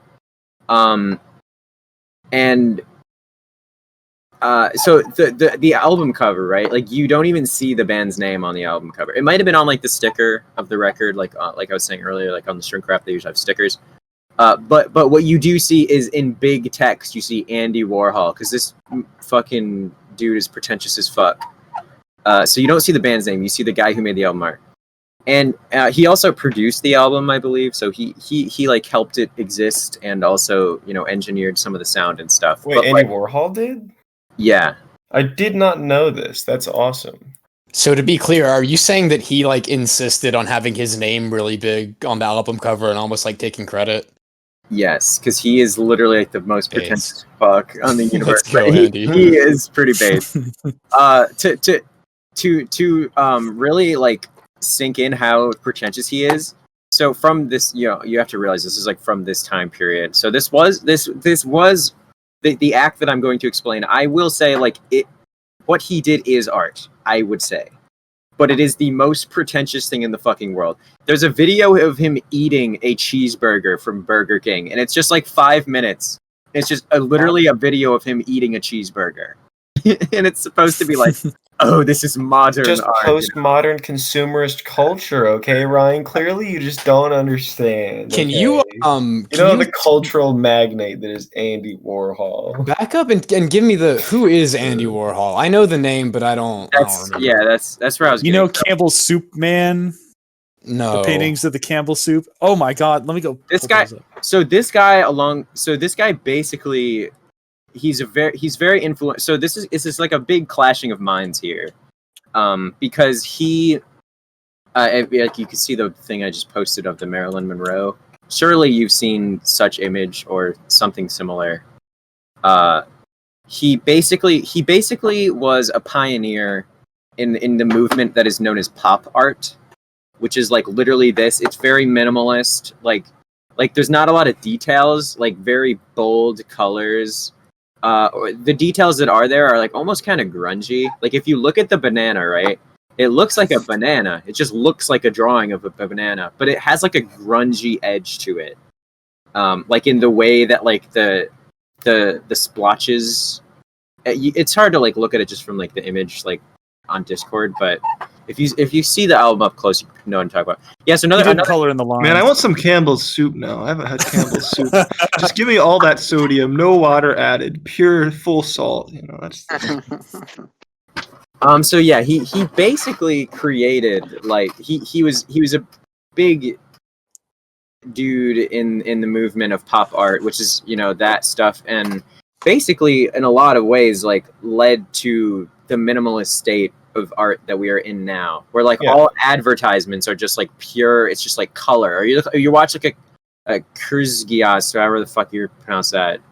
Like one of those videos. Kurzgesagt, the German animated science channel. Those guys. Yeah, you Good watch stuff.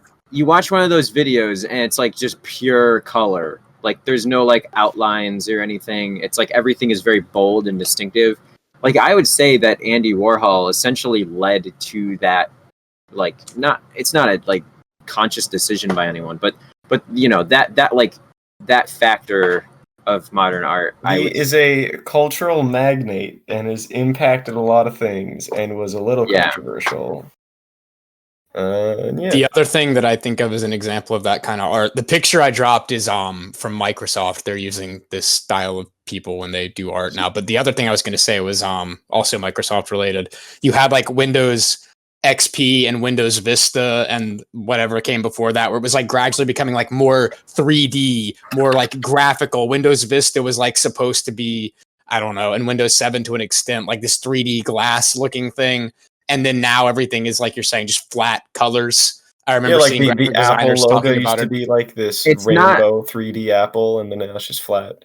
It's definitely it's not like the same like that Microsoft thing you posted. I'm sure like he would hate that. Like he would spit on that if he could see it. He's Well, he sounds like he would spit on everything.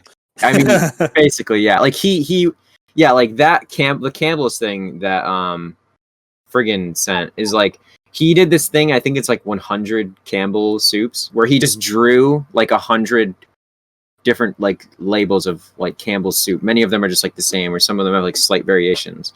Well, I understand he like soup. He got like a projector, like a screen projector, and just projected it across the wall into a big ass kit. Like these are each like 6 feet tall or something like that. And he just projected it across the room onto a canvas and then just traced it. But he did it like 150 times. Or think about like even like comic books and stuff. I guess comic books kind of started around this time anyway, which may or may not have been related. I don't know. Maybe may or may not have been related to or influenced by Andy Warhol's stuff. But yeah, basically he's a dude and he's did stuff. I should say my impression. I just thought like Omega 1,000,000% cringe. I was like, this is like somebody trying to sound cool, and it's like you would listen to this in a convertible and you would be like, yeah, I'm a cool guy and I have a guitar and I'm so fucking cool and look how cool I am. And I'm just like, I couldn't separate it from that impression. And I'm just like, I even had it playing in my car. I'm like, oh man, I hope no one notices I'm listening to this. Of course no one, that's just like a random paranoia that doesn't happen.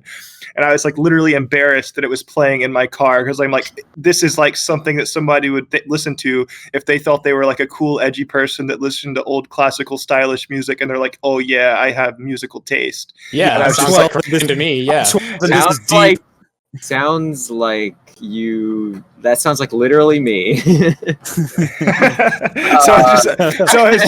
was just like, this is like something you listen to project onto other people. So like other people look at you and think, oh, this guy's listening to good music. That's like what I think of, and I'm just like literally, I think it's like. I mean, I know that's not what you're doing or anything, but like it's the kind of thing that I associate with like projecting outwardly what you are listening to others, I guess. Yeah, I get what you're saying.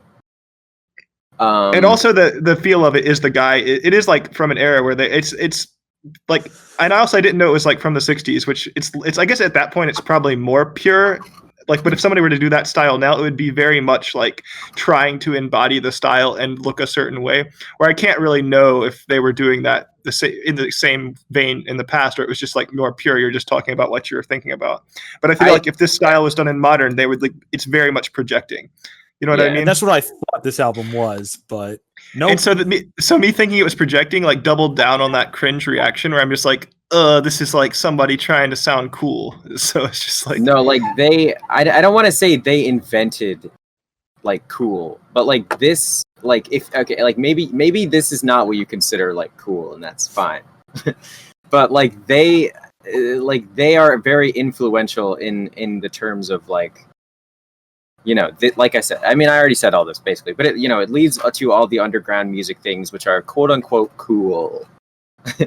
So yeah, and I think like the fact that you have some kind of conception of like this sounds a certain way that has a certain connotation is because of like the history that became because this existed in the past with like Bob Dylan and the Beatles and everything else that came after it. Yeah, so knowing it's like actually really old. Like yeah, at time it probably wouldn't carry the feelings like that I have associated. Fish.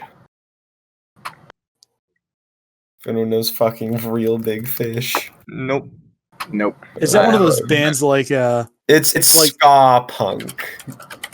Oh, those guys. I was gonna say, is that one of those bands that people just like stoners just like go to and like listen to them, like Dave Matthews or something? I don't know, stoner. But is it weird? I was actually embarrassed, like having this playing in my car. Like, what if somebody hears me listening to this? Like, like that's like. What if a girl thinks I have taste in music? No, what? No. Like the thing I'm fearing most is like looking like I'm trying to project something. That's like what I'm most embarrassed of. Is like looking like I'm trying to project something. But then, aren't you projecting your fear of projecting?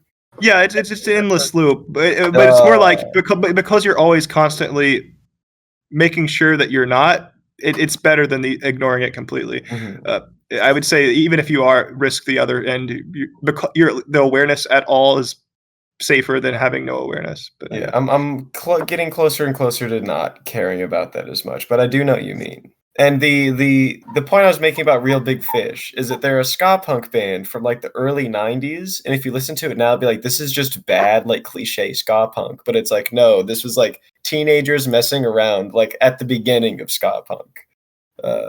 So Yeah, like how context is an interesting thing in music. Well, it's essential. Like some might disagree that like your music shouldn't have to sound or be good because of context. Personally, I mean, I like this album regardless, but yeah, I it definitely is, you know, important part of understanding it. I'm like it shouldn't matter, but it can't not. It will always like it will matter, but I wish it didn't. But you can't delete it. Mm-hmm. But it would be nice if you could, but you just can't. Right. So it's just there. Your own perception on the world is context. You just have to exactly. So you just have to cope with it, and it would be nice to ignore it. But I'm definitely not the kind that like wants to bring in extra context intentionally. Like where you take a historical perspective. That's like bringing in context because you want to view it from that lens, and I don't like doing that. But like I also acknowledge that I have inherent context that's going to be brought in anyway. So it's just like, well, I just get what I get because that's what I have. Mm-hmm. I always prefer getting the context after the fact. Like watch the movie, listen to the album, or whatever the thing is. Form an opinion on it, and then after that, get the context and be like, "Oh, that explains this and this and this and this." So, like, I like context, but only after I've seen it fresh. I strive for the web of influence. I want to know. I seek understanding. Getting into the roots in this music podcast real quickly. Just anyway. Like, does anybody else have anything to say? Yeah. Nope. If not, then who's next? All right, Martin, what'd you have us listen to this week? I just got like 5 Symphogear songs because that's like the only thing I've downloaded all year because I don't really seek out music, but sometimes I run into music that I like and then I'm like, ooh, here's something. And so I was like, I originally wasn't even going to participate this. And then I'm like, and then I started listening to your guys' stuff. I'm like, I kind of want to do something. And I was like, well, what should I do? And I just noticed in my filed system, I was like, oh yeah, I downloaded this big bundle of Symphogear music when I was watching the anime. So I just like picked 5 songs off of it. And yeah, that's what I got. Symphogear is like a idol battle magical girl kind of transformation anime where they sing while they're fighting. So it's like there's a couple of songs that are like openings that are not related, like not the characters singing, but some of the songs are actually, they like while they're transforming they sing, and then while they're fighting they actually have to sing, and it like powers them up because it's what the Symphogear does. I don't even actually remember the complete lore how it works, but whatever. They sing and it powers them up. That's like the kind of premise. So some of them are like songs they sing while they're fighting, and other ones were just like openings, which are just generic pop songs. But I would say the overall theme is it's like very electronic-y, Japanese electronic style, I guess. I associate it with like... This is like Eurobeat mixed with typical anime OP style, is what I would say. It's like those two averaged together. Yeah. That you listen to a lot of this music relatively? Just recently, because I've watched the show in like maybe April, and then I've listened to it since then, basically. So and like context. And I also like I downloaded like there's like a torrent that had like all 4 seasons, every single song. So like I listened to, I don't know if I listened to all of them, but I listened to most of them once, and then I picked a few that I liked that I put on my phone, and I'll listen to them like driving and stuff. So I really enjoyed these Maximum Hypu aesthetic. Very makes me want to flail around like an anime grill. Uh, I'm always like looking for more stuff like this, so I'm definitely glad you introduced me to these tracks because I dig them all. Okay, any perspective? I guess I could go track by track, or just like the names are so fucking weird. It's hard to like really associate them. Are there any significance between like the selection? Like, are these like all OPs or something, or are these just 5 songs that you liked? There are 5 songs I liked. One of them is like a song that like in the very first episode of the show, like they're like actual idols too. 2 of the characters are, well, later 3, but.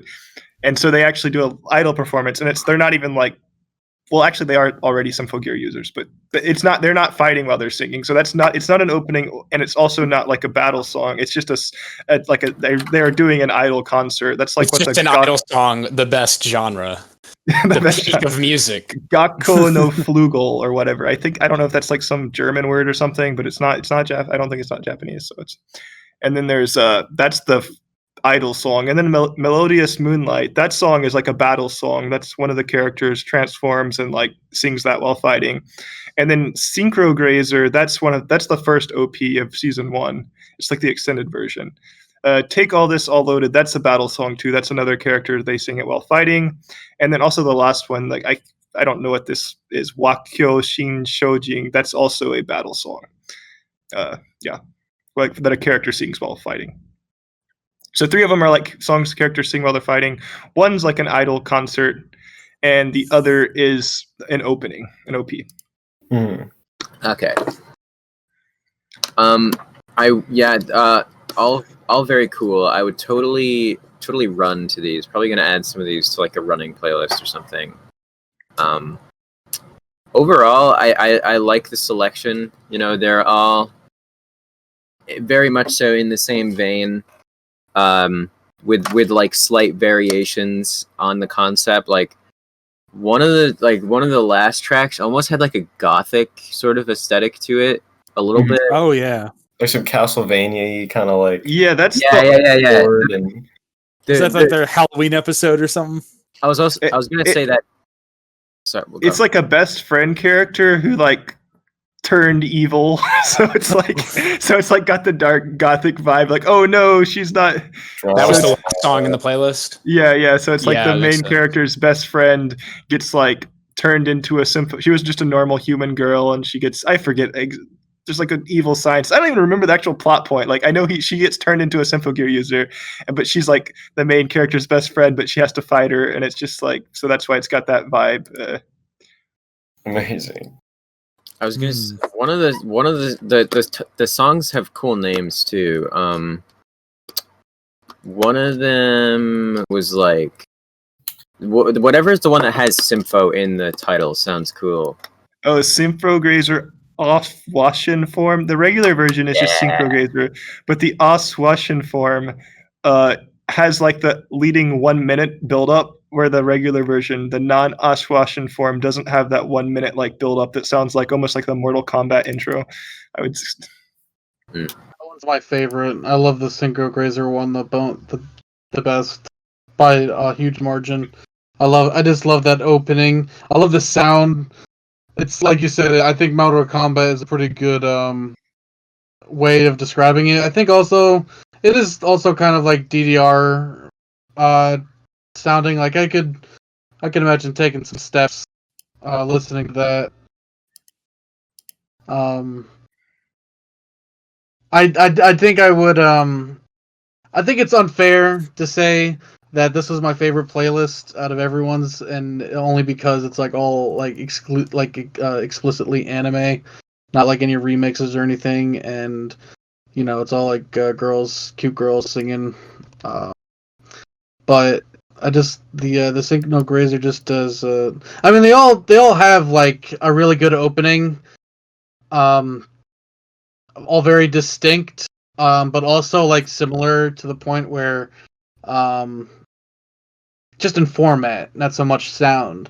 I really like, actually, I'm just realizing now that I kind of like songs that have like that minute-long intro, and it's just like a big build-up up until it's almost like a building and then a drop when the actual song starts.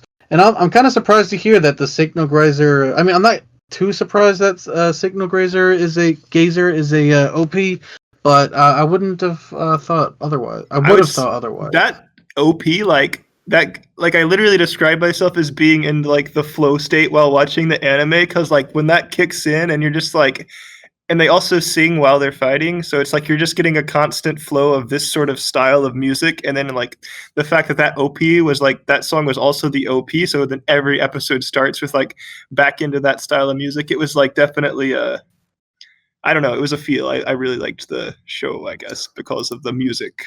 That was a big part of me liking this show.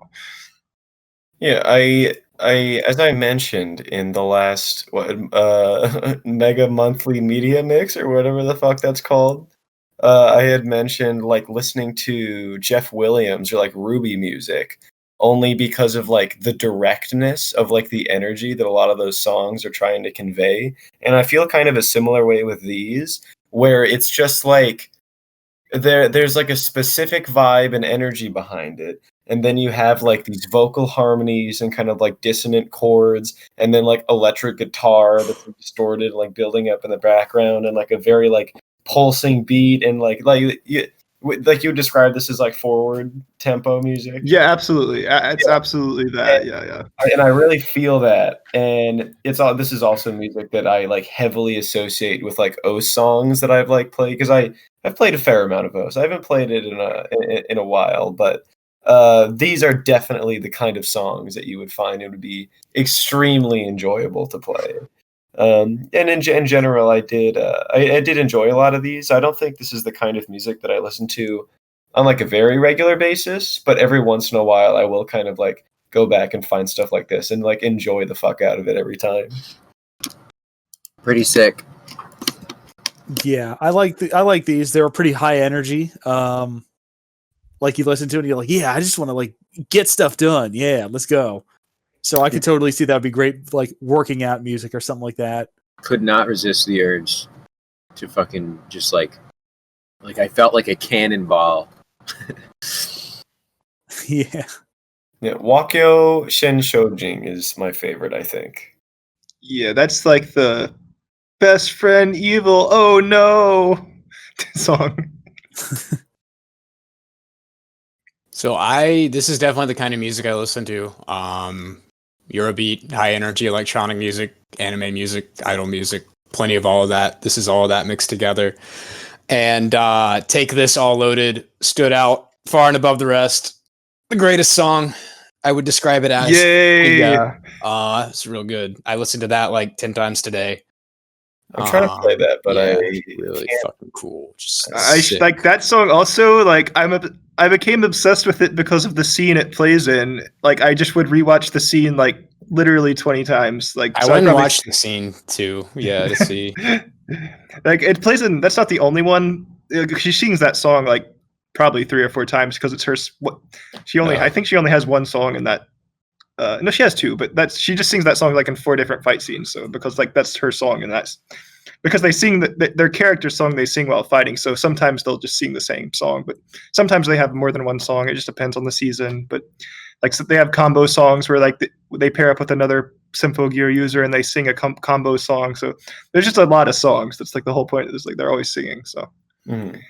Yeah, I had asked before like if this is music you listen to often, because I think it's funny a little bit, like building this image in my mind of like you and Alex just being like these like software engineers that are kind of nerdy and listen to idol music, and like I don't know, just that image is funny to me. That's what they're like. I just like the idea of just like that being the only thing that you do, and you're constantly listening to like Nightcore or like something. Yeah. That's. I mean, I don't listen to music all the time, but I do listen to music, and when I do listen to music, this is the type of music I listen to. So yeah. Does this give you energy to program things or like beforehand? This This is thing more is- like ADD. This kind of, I would say with Symphogear, like I'm more likely to ADD only just focus on the music and not do anything, and then like, okay, let's go relook up the scene for this song played to, and just watch it like over and over, and then lose an entire day because I just rewatch the same thing, like not even like do anything. I mean, it's a slight exaggeration, but it's not a complete exaggeration because I've literally like lost hour or two just rewatching the same scenes. Like, I understand that. Like the recommendation that I made for Alex's music, which was that Cure for ADHD, is literally because I was just looking up like ADHD music one day, and like this popped up, and I was like, yes, yeah, perfect. Is it a cure for ADHD or is it a catalyst? for I think it's a ADHD? catalyst. It's definitely like a.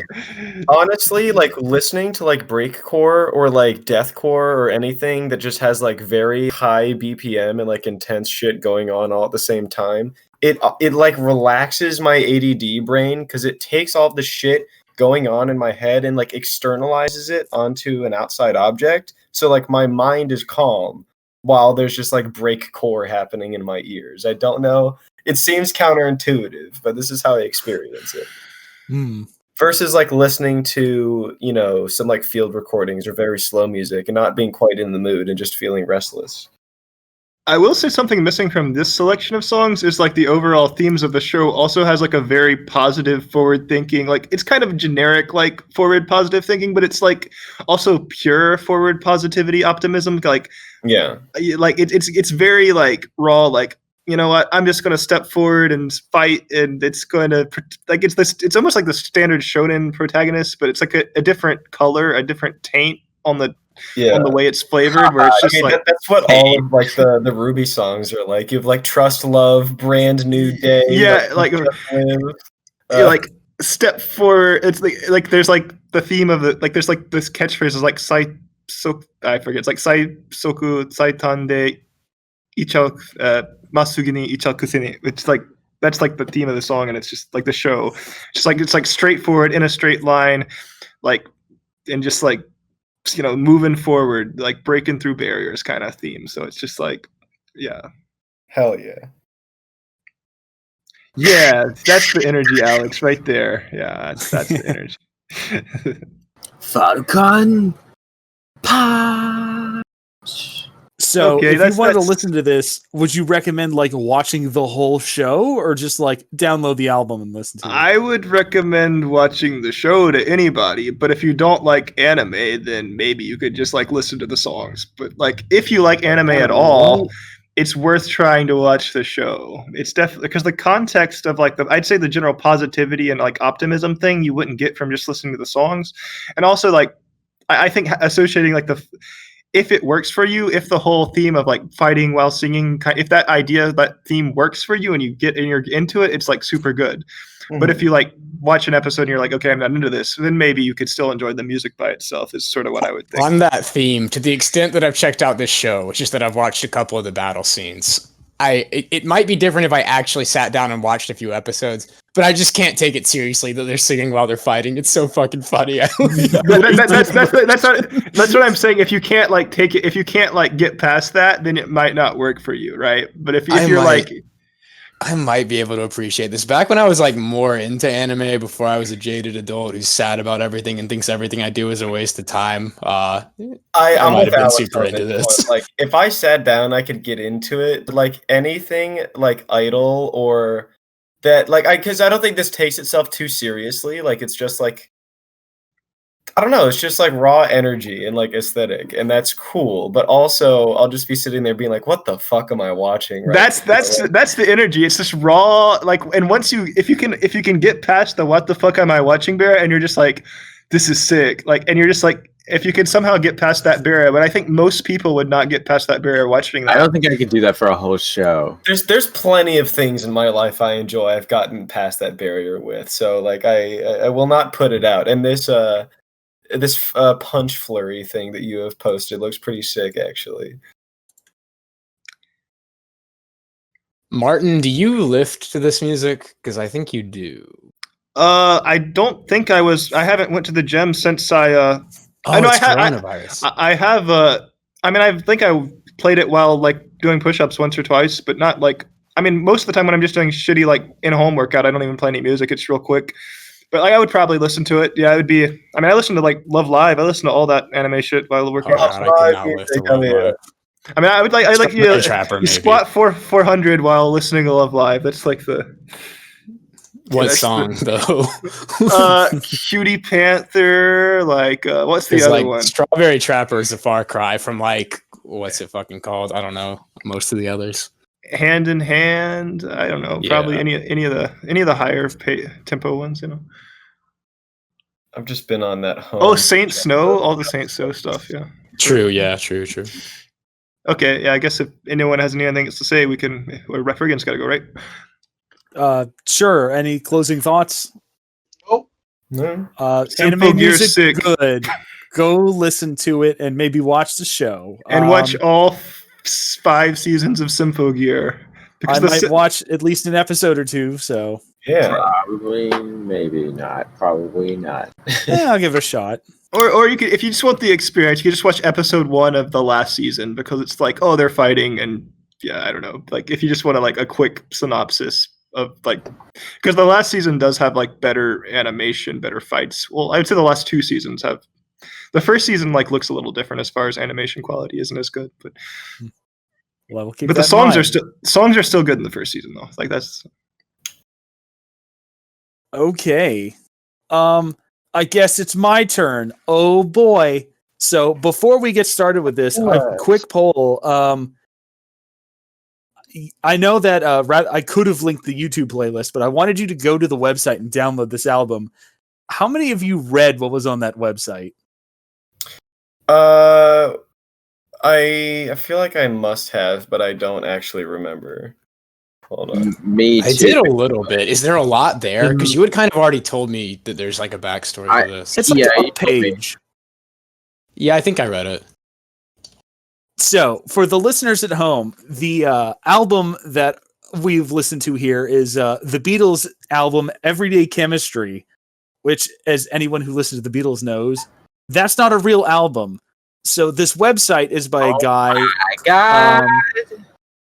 What is his name? His name is the Beatles. The name he goes by James is Richards. James Richards. Okay, so this dude, James Richards, weaves a fascinating tale on this site about how he was driving through the desert in California, and his dog was running after a rabbit, and he chased after his dog, and he tripped and he fell and he hit his head. And when he woke up, he was in the living room of a man from a parallel universe Earth. Yeah. And this guy is like, yeah, I work for like an interdimensional travel agency, and I stumbled upon you and decided to bring you back and fix your head up so you wouldn't die in the desert.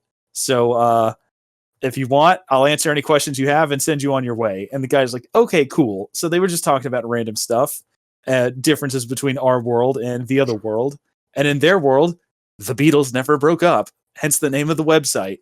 And they recorded several more albums, and he stole the cassette tape from this interdimensional travel agent and snuck it back to our world and uploaded it to the internet. And that is the gist of the story of this album.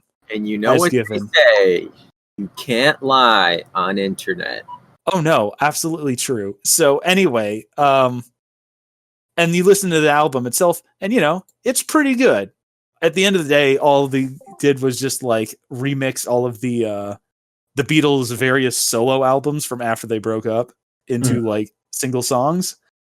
But I was a pretty big fan of the just like the conceptual, like, oh, let's give this like a weird, wacky backstory to like make people more interested in this. Ooh, it's the secret Beatles album you've never heard of. As for the music itself, what did you guys think?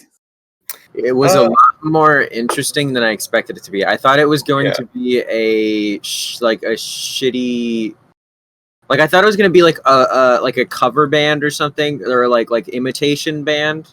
Like they're like, yeah, we're the Beatles, but they're not actually Beatles. I was much more satisfied with what the music actually was.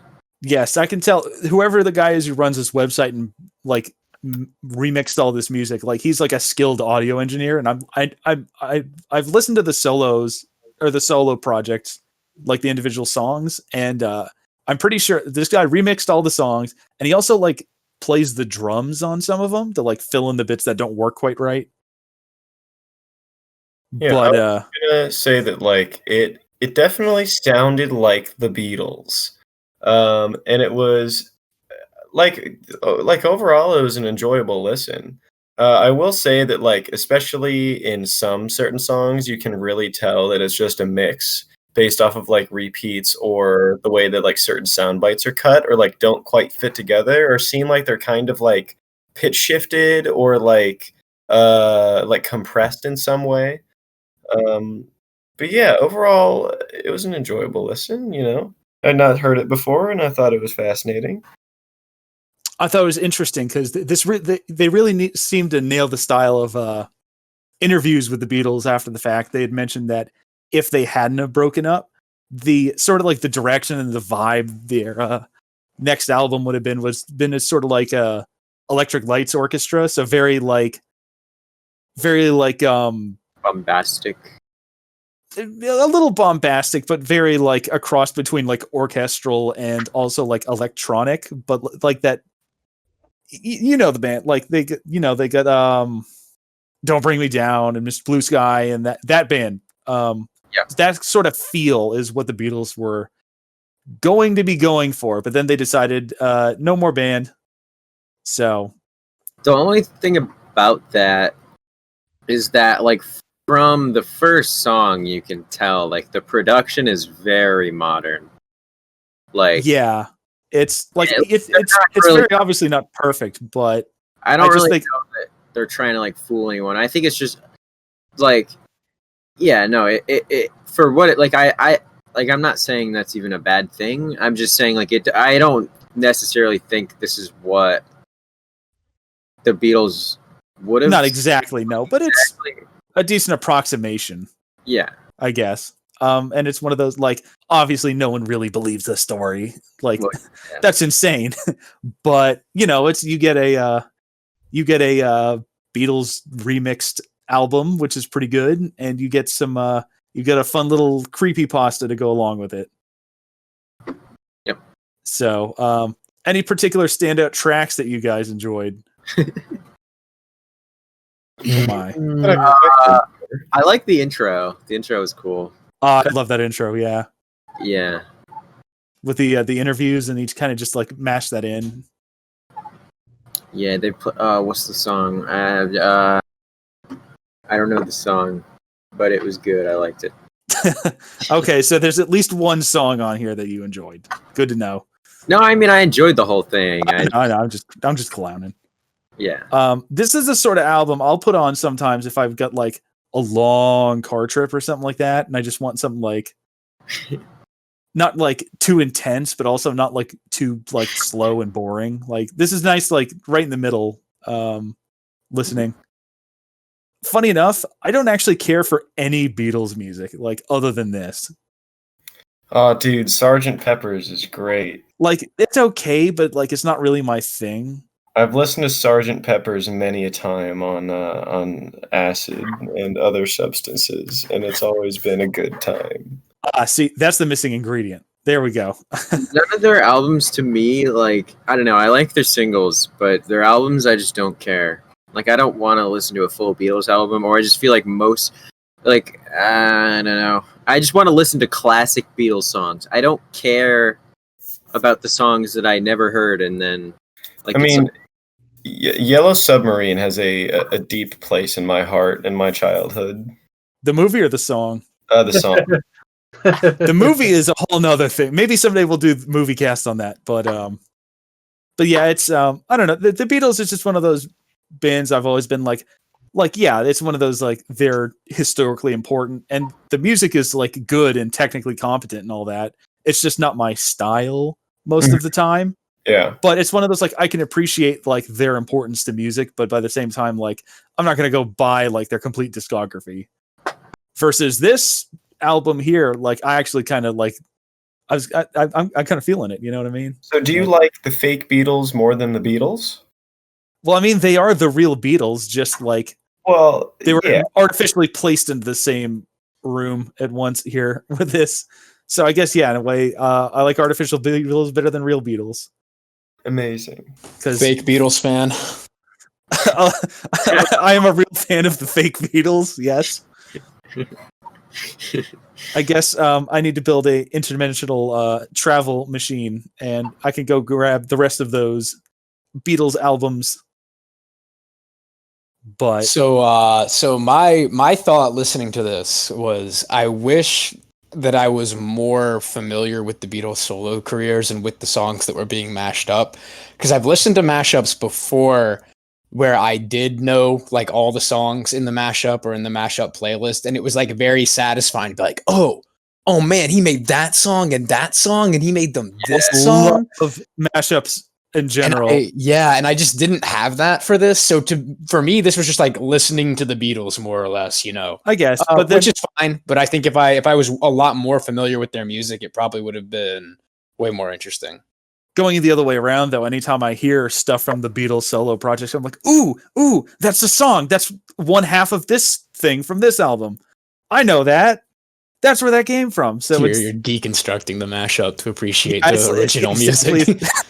Yeah, I'm doing it in exact reverse, which is funny and also pretty cool. So The only song that I like recognized, I think, was Jet by Paul McCartney, which is in the song Gin. And that's a pretty catchy one. So other than that, I don't think there were any that I like knew the title hearing it. yeah, So yeah, that's probably what I was missing.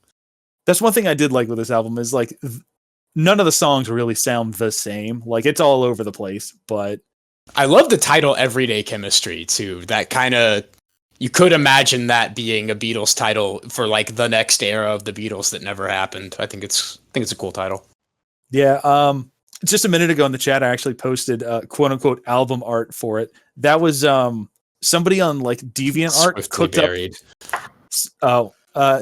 Somebody on DeviantArt actually cooked that up, and I went and like remastered their picture in like HD. So technically, I made the highest res version of the theoretical album art floating around out there. Like Epic. this was like the cover for like an actual 1960s chemistry textbook, and I had to like go track that down on like the Library of Congress or something to get like a good clean picture of the cover.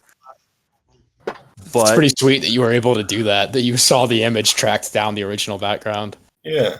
Dude, I'm actually much more invested in that story than the entire album itself. what do you that mean? Me was- just like redrawing the album? Like it? I mean, I Like- spent like an like- afternoon on it, but Yeah, like I think that's so cool. The fact that you actually like went. I mean, you went online, the Library of Congress or something, just to find this like a 50-year-old photo to enhance an imaginary album. I think that's really fucking cool. yeah, because the original one I saw, it was like that same picture, but it was like scaled down a lot.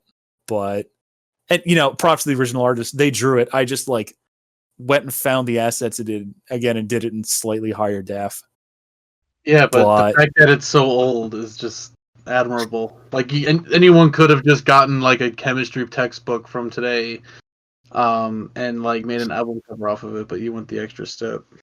Yeah, so I guess maybe Or I'll with like the other have it on Yeah, the but Google whatever. Drive if anyone wants to download it. Like if you're listening to this episode, because if you download the music straight from the guy's website, I don't think there's any like album art or like metadata. So I I wouldn't- wonder if this guy has if this project in general has to deal with copyright at all. It's on YouTube, and I'm actually looking to see if it's been claimed, and it looks like it hasn't. So I wonder several if this people is have just, uploaded it. Maybe it's just Yeah. because it doesn't sound enough like any one of the individual songs. I that, wonder like, if the it bots would don't be. grab it. Like, I guess the bots aren't grabbing it, but if a person finds out, I wonder if they'll care. It's kind of. I guess no one who cares has found it yet, but Might keep an eye on that. this the existence of this thing fascinates me. Just like the story, the concept, the execution, and then you download it, and it's like a good album, and I've listened to it many a time. So, yeah, I think all I like listening to everyone talk about this kind of inspired me to come up with this summation. If you're someone who's like me, who doesn't give a shit about the Beatles or that era of music, um, but like you talking about the story behind it, um, honestly, just listen to the story. Like, just go to this website and read this story about this fake playlist. Or Yeah, like there's interdimensional think travel and that'll- talk about like other worlds and stuff, and like weird. Like the guy's like, oh yeah, and they had purple ketchup. Lol. yeah, like if you're interested in the story, but you don't care about shit about the Beatles, I think it's still worth getting into.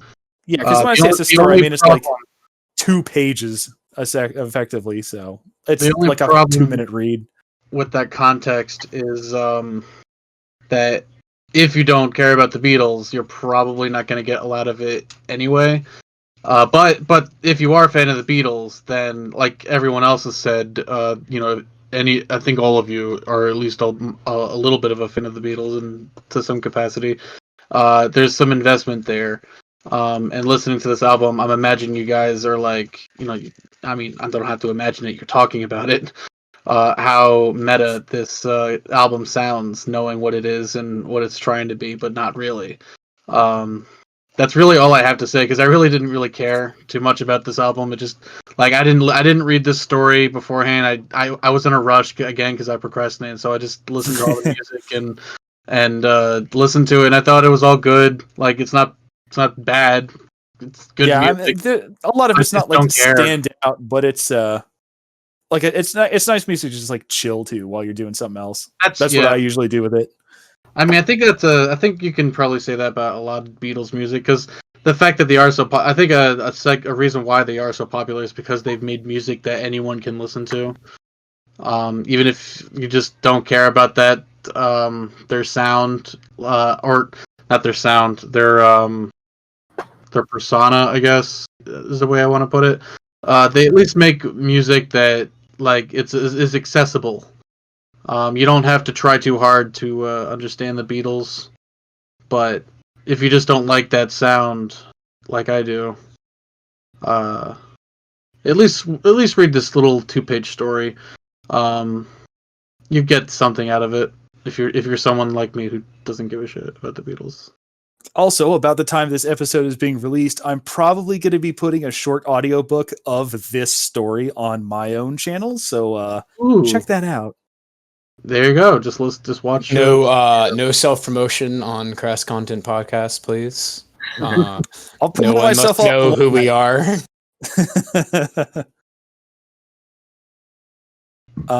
Yeah, that's really all the thoughts I had on it. It was mainly just I guess this is going back to the whole like, oh yeah, I think like context can make stuff much more interesting, and it definitely does in this case. Just like the bizarre story behind how this got made and the way it was presented. To this day, no one knows who's like really behind this, and people have tried to find out, and you can't. The email address he provided in his website, like no responses ever. So Damn. if you're out there and you're the guy who made this and you can prove it, like holy crap, I would love to talk to you about it sometime because I am quite fascinated just by this interesting little cultural artifact we have here. Imagine that. Imagine, like, just because of this being posted in the description, he actually watches this and actually emails you. Dude. That would be the most insane thing. I would love that. Listen, if you're the guy who made this, we'll let you be a guest on the show and just talk about it because I want to know more about how you did this and just your thought process behind the website. Make sure to leave a comment claiming that you are the original creator. I bet it was Diddy Doyle. Diddy Doyle is James. What's his name? He's been here the whole time. Oh my God. James Richards, please tell us your secrets and tell us how to get to the parallel dimension. Yep. I want some of that I want to hear the rest of those Beatles albums. So is that pretty much a wrap? I suppose so. Anybody have anything else to say about this album or any of the others we talked about today? No. I Okay, love then anime. I guess that's the show. Well, thank you all for listening to our little podcast we had here today, and hope you check out some of this music if you didn't listen to it before we started talking about it. So I guess that's all for today. So goodbye, everybody. Bye. Bye. Stay cool. I was gonna stay cool. All right, bye. Bye.